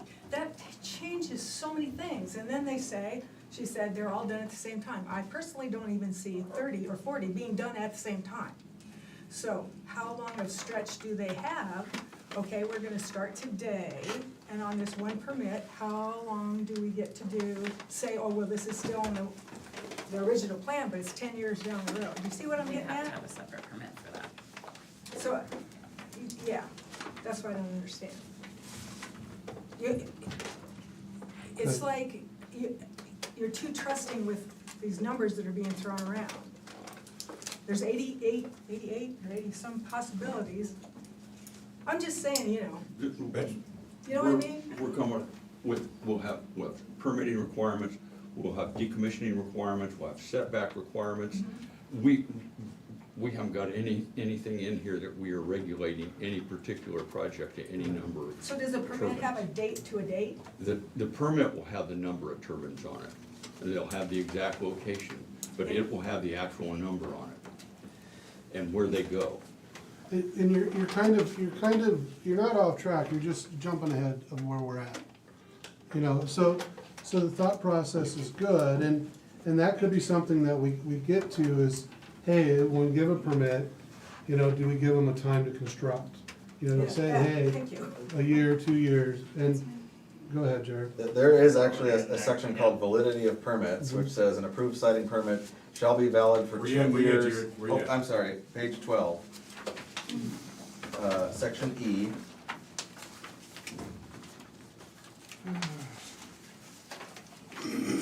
So an approved siting permit shall be valid for 2 years following approval by the board. If requested by the developer, an extension may be granted, provided that sufficient evidence is supplied demonstrating the ongoing viability. So that's basically, if for whatever reason nothing was happening, there's a way to check in on that and not have it go on open-ended or completely shut out a project based on the fact that nothing had transpired. So there's communication, transparency with the developer on what exactly is going on there. And I should also note that the road use agreement section specifies in terms of the usage of roadways and during the construction phase. So I'm sure that the length, duration of a project would factor into that overall discussion, and it would be agreed to as part of that road use agreement. Evie, I'm just, this isn't your first project, right? So how is it, and I know every project's different, but I'm just curious. So how was like the last one or the last two? I mean, what was the time frame on actually getting them erected, that sort of thing? All of our landowner contracts at AES give us a maximum of 2 years to complete construction. So if we The Mm-hmm. entire project? Yeah, including restoration and everything. So if we don't finish within 2 years, then the lease contracts are defaulted, and that's a huge problem for us. So we finish within 2 years. I have a project that is going for construction later this year. It is 3 times the size of this project in that ballpark, and we expect it's gonna take about a year and 4 months for a project 3 times the size of this one. A lot of man hours, get people out there, you get it done. Well, the estimate you gave us for this project was almost double, like you said, 20 to 45. Like, that's a big difference. Okay, we've got to focus on the ordinance. We're not here to talk about a specific project. The supervisors cannot put together legislation based on a specific project. So if somebody wants to have a meeting on a specific project, that can happen, but I don't think that's a supervisor's meeting when we're talking about an ordinance. We've got to focus on the overall policy and what we're trying to legislate. And that's just to protect the county. Okay, I know that there's, so I've got to pull the punch bowl, I guess. That's part of my game. Hey, can I make a suggestion possibly? Yeah. I think we've got a lot of comments, a lot of feedback. Some of these, I feel like in some ways we're relitigating things we've already been through previous years. And I do think there's a lot of things in the last week and this week that we've noted in notes of things that you maybe want to address and change. And I think for everybody's time, I think it'd be great if we kind of followed a similar process that we did last time, where we've got a draft ordinance and we're hitting certain sections and just going through this material this week. You think you've got what you need for permitting? I mean, I think we've got, unless you guys have other comments or feedback, I feel. We've covered a couple things. Well, one thing I want If there may be a couple more things we need to talk about today, that's fine, but I mean, I think just to Trent's point too, because I think we keep getting into two things, we keep relitigating things we've already discussed on the ordinance, but also getting into too much conversation about this specific potential development that we don't even have a permit for or anything, and that's a different conversation for a different time. So one thing I have, so I think we've established the board wants basically a windmill zone permit. And then with that, I think notice requirements, one of the things we want to make sure that we have is some form of notice of service for all of the landowners. So I just have down, shall personally Well, or, I mean, I don't even know if personally, it could be just certified mail. We have a Make it thing in easier. here that says that they hold a public hearing and must notify Yeah, owners and occupants of all properties within 1 mile of Yep. each wind turbine, BESS, or substation. right, and the problem with that is, I think we need to make sure that there's some way that everybody's getting noticed. We've had come to the supervisors now, hundreds of people, or at least 100, I think, saying that they hadn't received notice. And I think we wanna make sure that at the beginning of this process, we do more than just notice of a public hearing. Anytime there's a taking of land, it requires some form of personal notice. So I think we should require personal service, notice of the application, provide a copy of said application to the owners, assigns, lessees, tenants, and all holders of liens, and any other encumbrances.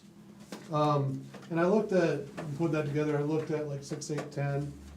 I know when we do things like we're talking tax sale, talked about that earlier, those 90-day notices at the end of that. I do think that we're talking about interest in land, and to have a lower notice requirement, just not, it should be a similar notice requirement to that of anything else requiring an interest of land. So I think just notice of a public hearing isn't sufficient. Well, there is a requirement in there also about once the decision has been made about the. Right, and it's on the back end, yeah. And there are also That's too late, requirement. though, I think. That's what I'm saying, is I think we need to move it up and require that they get notice to all owners of record, on the front end. I mean, like, if there's whether it's a foreclosure, whether it's, an execution of a tax lien, whether it's eminent domain, any and all of the above require notice to all property owners on the onset. And I think that's already outlined in there. Yeah. I guess maybe I'm missing it, but, Within, Well, property owners within a mile of the. yeah, the within a mile of every turbine. Right, yes, within a mile and To public me, hearing and maybe it notices. needs to be clarified, I guess to me, that means some kind of direct mailing to every Right, yeah, I household. think at a minimum certified mail. Personal service would be tough, but at a minimum, I think certified mail. At whose expense? At the person seeking the permit. I mean, but I just think that any other thing that involves an interest in real property, that's how it's noticed. Nope, I don't have any problem with that, that sounds fine, certified mail. Are you what suggesting was that would be prior to the public hearing, or what Yeah. stage of the game are you saying? So what would be the or what would be the thing that would trip the trigger to send a notification? Cause then here it's when they apply for a permit. So would it come, Well, and I think, so, one of the things we have is Jared sent us a kind of outline of their process. And I think when we get to this application, when they submit the application, that should be part of it. At the time they're submitting the application, This they is should the summary submit of what's in the notice. ordinance. They should submit notice to all of the property owners. And that's to the benefit of, not just that's to the benefit of the property owners, it's also to the benefit of the person seeking the permit and to the benefit of the supervisors, because otherwise what ends up happening, the way we have it put together, is everything's done, and then we notice all of the concerned neighbors who probably have legitimate concerns, and then we have to take that all up, so why not? Just coincident with the filing for a permit, so Yeah. when somebody comes in and says, I want a permit, Yep. they will already have a map, they will already know all the property owners and certified mail and Yeah. published in the paper. So then do you extend the public hearing deadline, or the public hearing timing further out to allow for that to happen? Well, I don't know, how long it's gonna take to go through the permits, so I mean, the application, so, So, yeah, and I put down all I don't after know the that yet service either. yeah. I have some must be rough ideas, provided but 30 days before, but not 180 days before the public. I mean, we kind of run into this weird thing where we have to give a party applying for a permit a window of time. But if it's too long, the problem is, oh, well, I got notice of this 2 years ago. You know, it can't be indefinite. So I think 30 days notice up to 180 days. But then there would be notice again before the public hearing, Yep. the state code establishes that Yep. 14 days or 12 or whatever. Yeah. it is. 4 to 20. Something like that, depending on what the public hearing's about. You have something, Jerry? Well, I wanted to emphasize that one thing that came up when Route Survey was working with Lee County is that when we developed the ordinance for Des Moines County, this was essentially laid out as a single step process. That they submit everything, we verify that everything complies, there's a public hearing, and then a vote. Whereas we've learned from developers that typically how this actually works is that there's functionally a two-step process where there's an initial conditional permit, where there's a public hearing, where there's more opportunity for public feedback in order to gauge whether there are special concerns related to this specific site, this specific area we're looking at for a wind farm. And then once that's approved, then there'd be another step for final approval, where all the development plans are finalized and everything is verified at its final proposed location for where these are gonna be located and to confirm compliance, and then the board votes to approve that. So that I think that two-step process helps clarify that there would be a time frame there, that there's multiple opportunities for feedback and ensuring that everyone is adequately informed well in advance of any final approval for starting construction. So, and I saw that email, and the problem I have with that process is when the case law that we got sent in, and you got the email with the guy talking about WWF, right?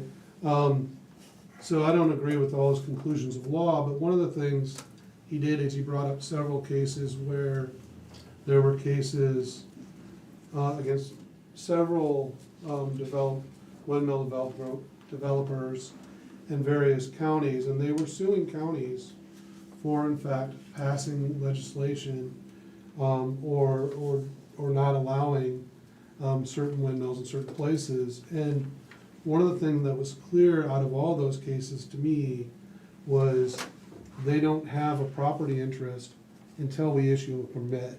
So if we issue a preliminary permit, we're giving somebody a property interest, and we don't know all the details yet.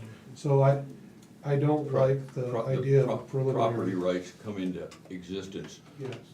when the county becomes aware of a project. Well, I think if you talk the federal law and things like that, you can definitely say that, but looking at the case law and Iowa law that they were citing, they were talking about the permit, the approval of the permit itself. And to a certain extent, that makes sense, because prior to that, anything is a mere expectation. And that's So- the conditional use permit? Yeah, conditional use permit, yes.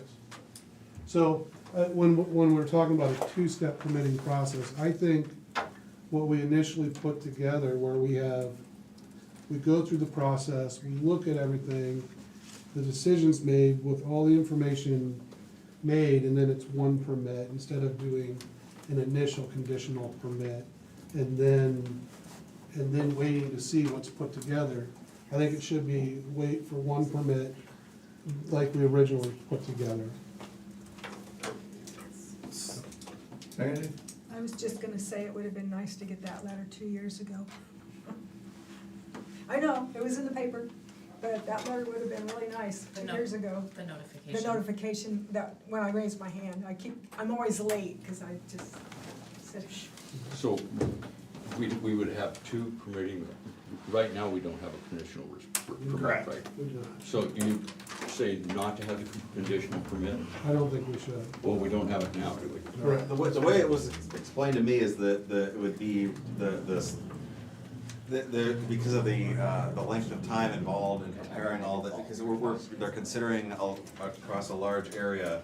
Ultimately, they're gonna be very close, I think it was explained 60 or 70% finalized on where everything is gonna be. And so the likelihood of substantial changes is not high, but we're looking at something where If we have the a level of conditional precision, And the there's. conditional isn't a final, that doesn't mean you can go build But I mean, something. Right, It's we like don't- a preliminary subdivision. We don't have that now. Correct. When they get final, when they come It's to us, just a they final. have, Fine, correct. they have A it in black and conditional white. is here's our intent, Yeah. and it's got some specificity to it, but to a certain degree.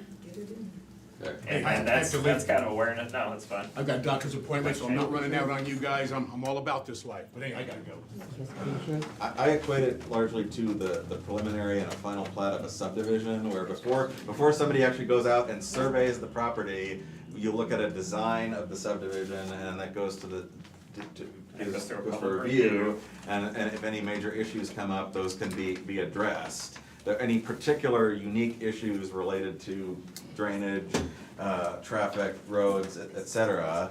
And so, but typically, you're not gonna see, unless it was a specific issue that was identified by the county, what ends up getting surveyed is gonna be largely consistent with what was reviewed, because that plan was already in place. It's just that you at least get an opportunity to identify any major stumbling blocks before we get to the point where there's an obligation for the county to act on whether to approve or not.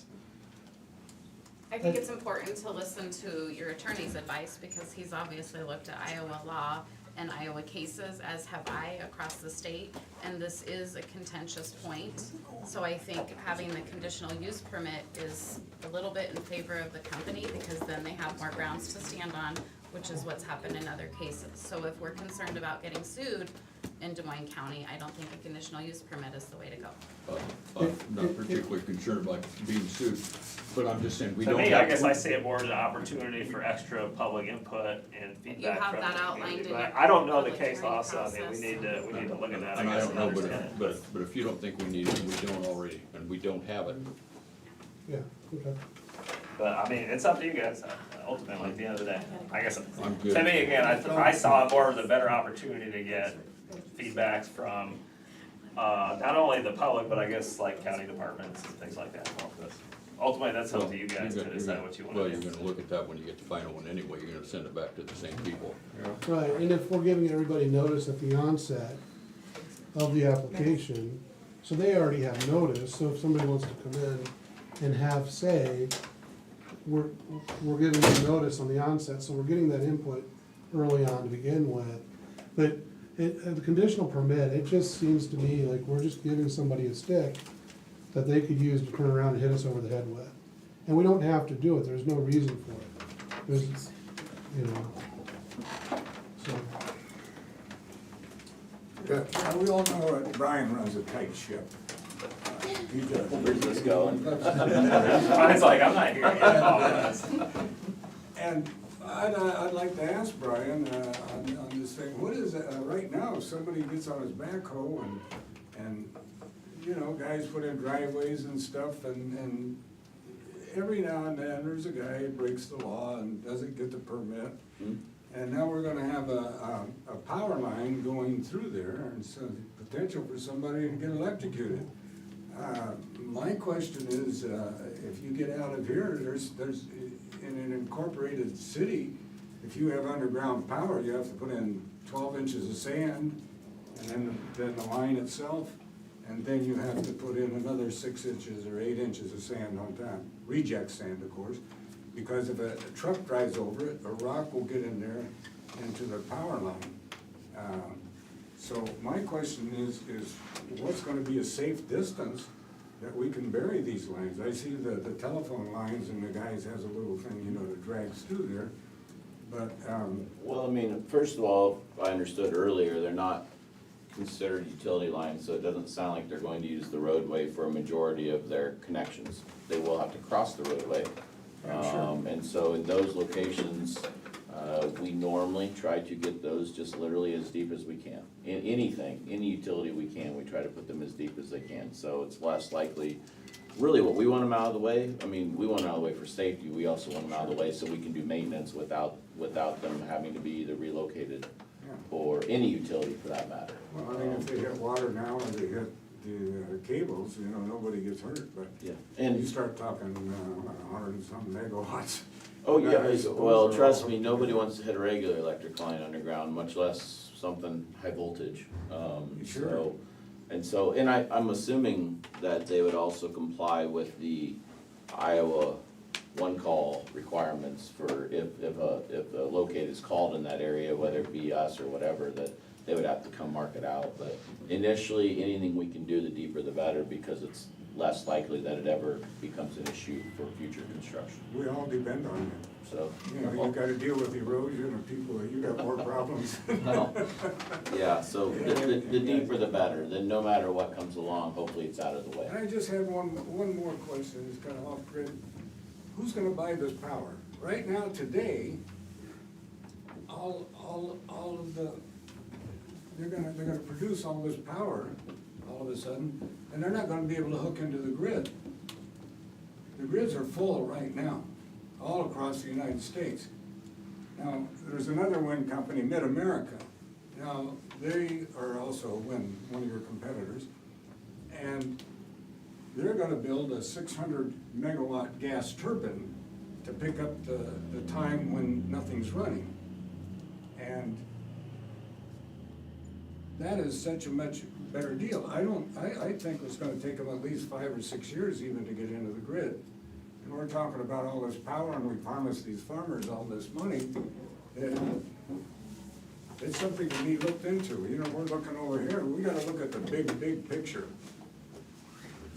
And as far as power on the lines, like New London, they have their own grid. They make it and they buy it. That's not a problem. This company's gonna make it, and who's gonna buy it, and how they're gonna get on the grid? And if you own the grid, who are you gonna buy from? The person that has when the wind doesn't blow?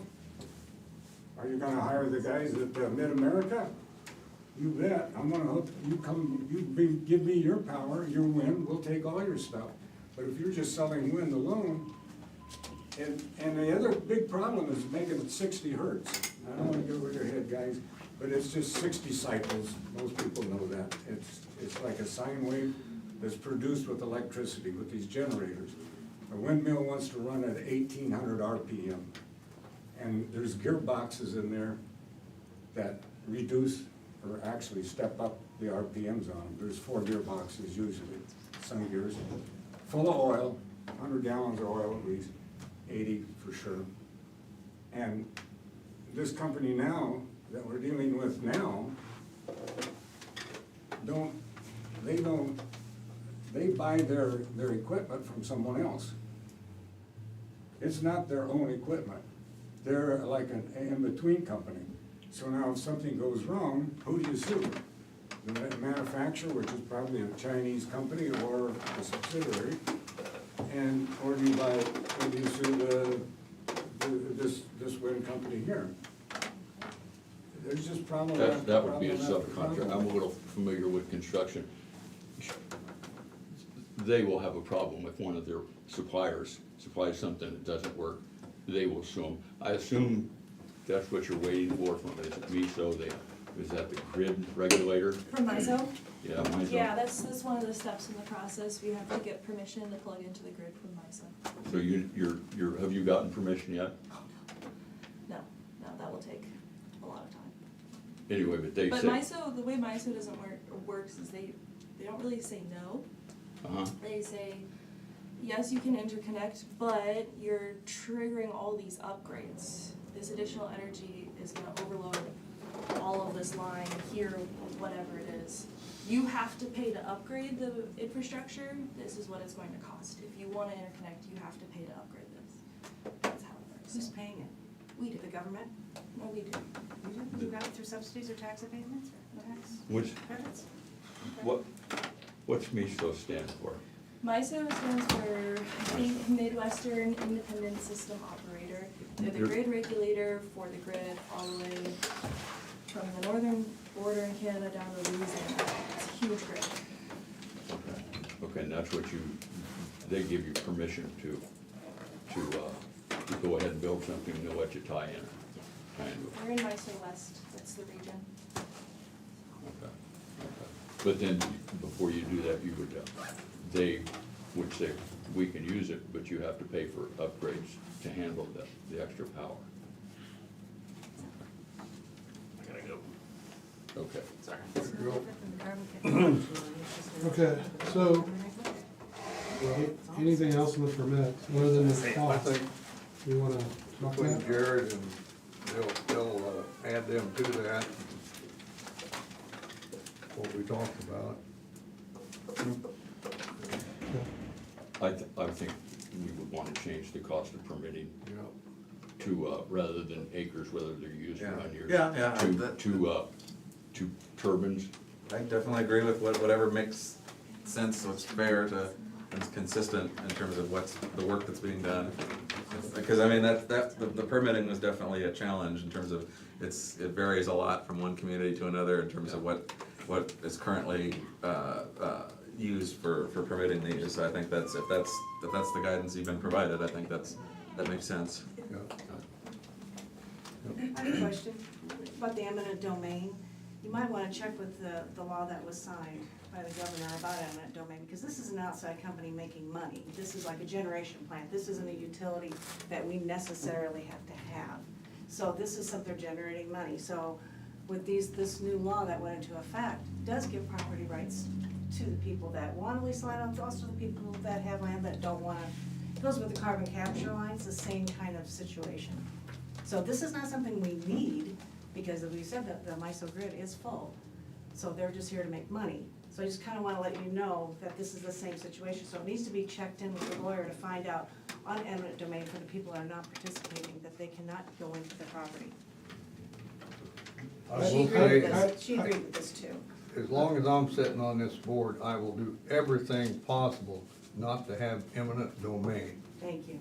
And I don't know if I can do it, and, cause I don't want somebody telling me what I can do with my property. And I respect everybody else's property. Okay, good. Yeah, I appreciate that. That's good. Because that is important. Trent, were you gonna say something?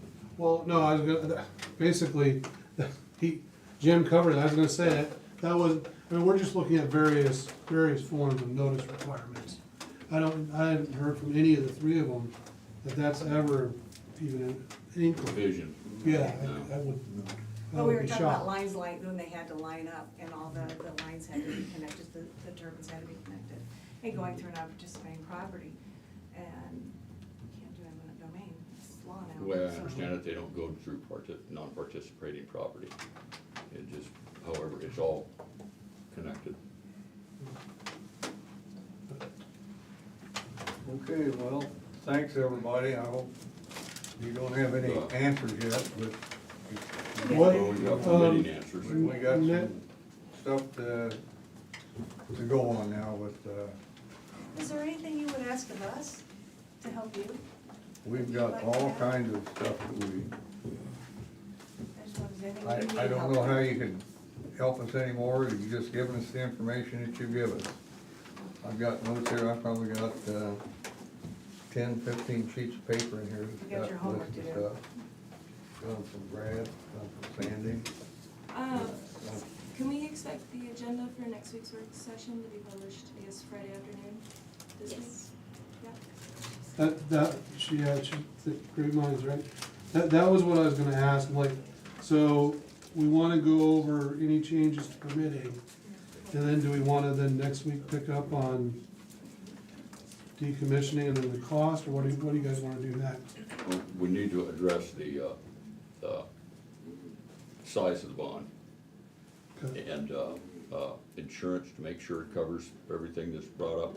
It doesn't cover the county, because the county, state law already protects the county, but make sure it covers all participating and non-participating landowners for any liability, property, bodily injury, death, anything like that.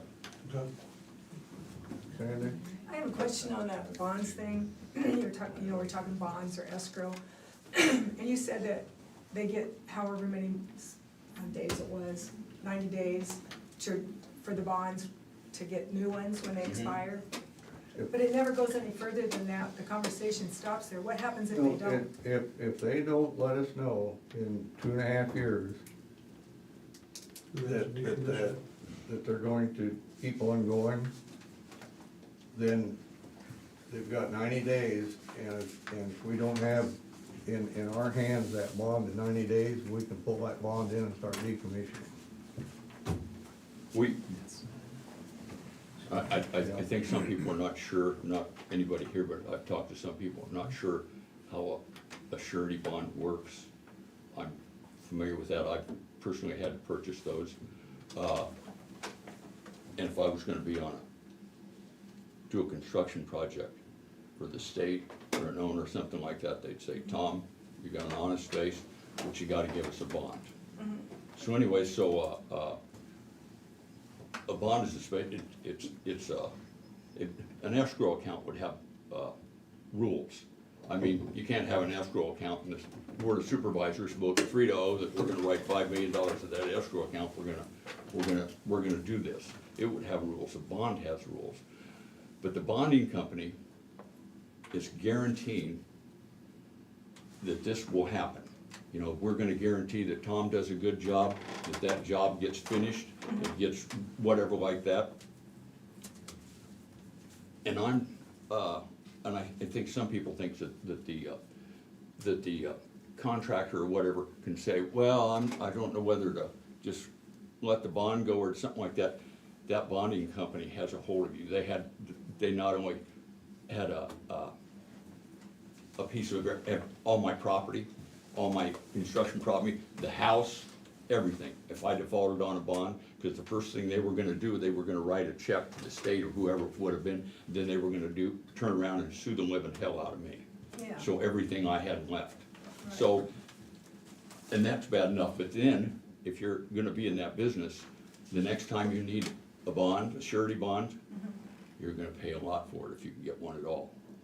So if they don't pay it by the time it's gonna be renewed, you can pull all of that money out of that bond? That is the, It's the intent of it. that's, the way it's written is if, like 90 days, they have to renew that bond every 3 years. So at 2.5 years, they have to renew the bond. They have to give the bond to the county 90 days before that bond would expire. If we don't have that bond, they're in default of the existing bond. So you get that We money? would take it, which, and before the bonding company, they pretty much looked up your, I don't wanna say that. Anyway, they've checked out how much, money you have, what your, reputation is, your creditworthiness, all that, so that's the goal of it, is so that there won't be anybody say, well, we're gonna sell it, or 6 years from now, somebody goes broke, and says, well, the bond is a separate entity, with a separate entity than the developer. I just wondered, because that conversation always stops right there. It's like, okay, so they have, But 90 that's, days. and you can put But they don't. and we'll look and check those, the way it's written, but we will have parameters on the bond and say, this is what we expect, and and if everything typically would go ahead, I would pay a little bit for that bond, I would finish the job, state's happy, or whoever I'm working for would be happy, and they release the bond. The bond company's happy because I paid them, I'm happy because I'm finished, and the state's happy because they got what they wanted.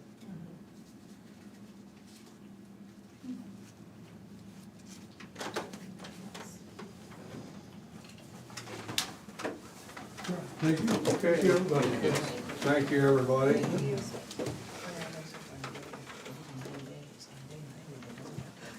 next week. I know, this isn't the most exciting work ever, but it's gotta be done.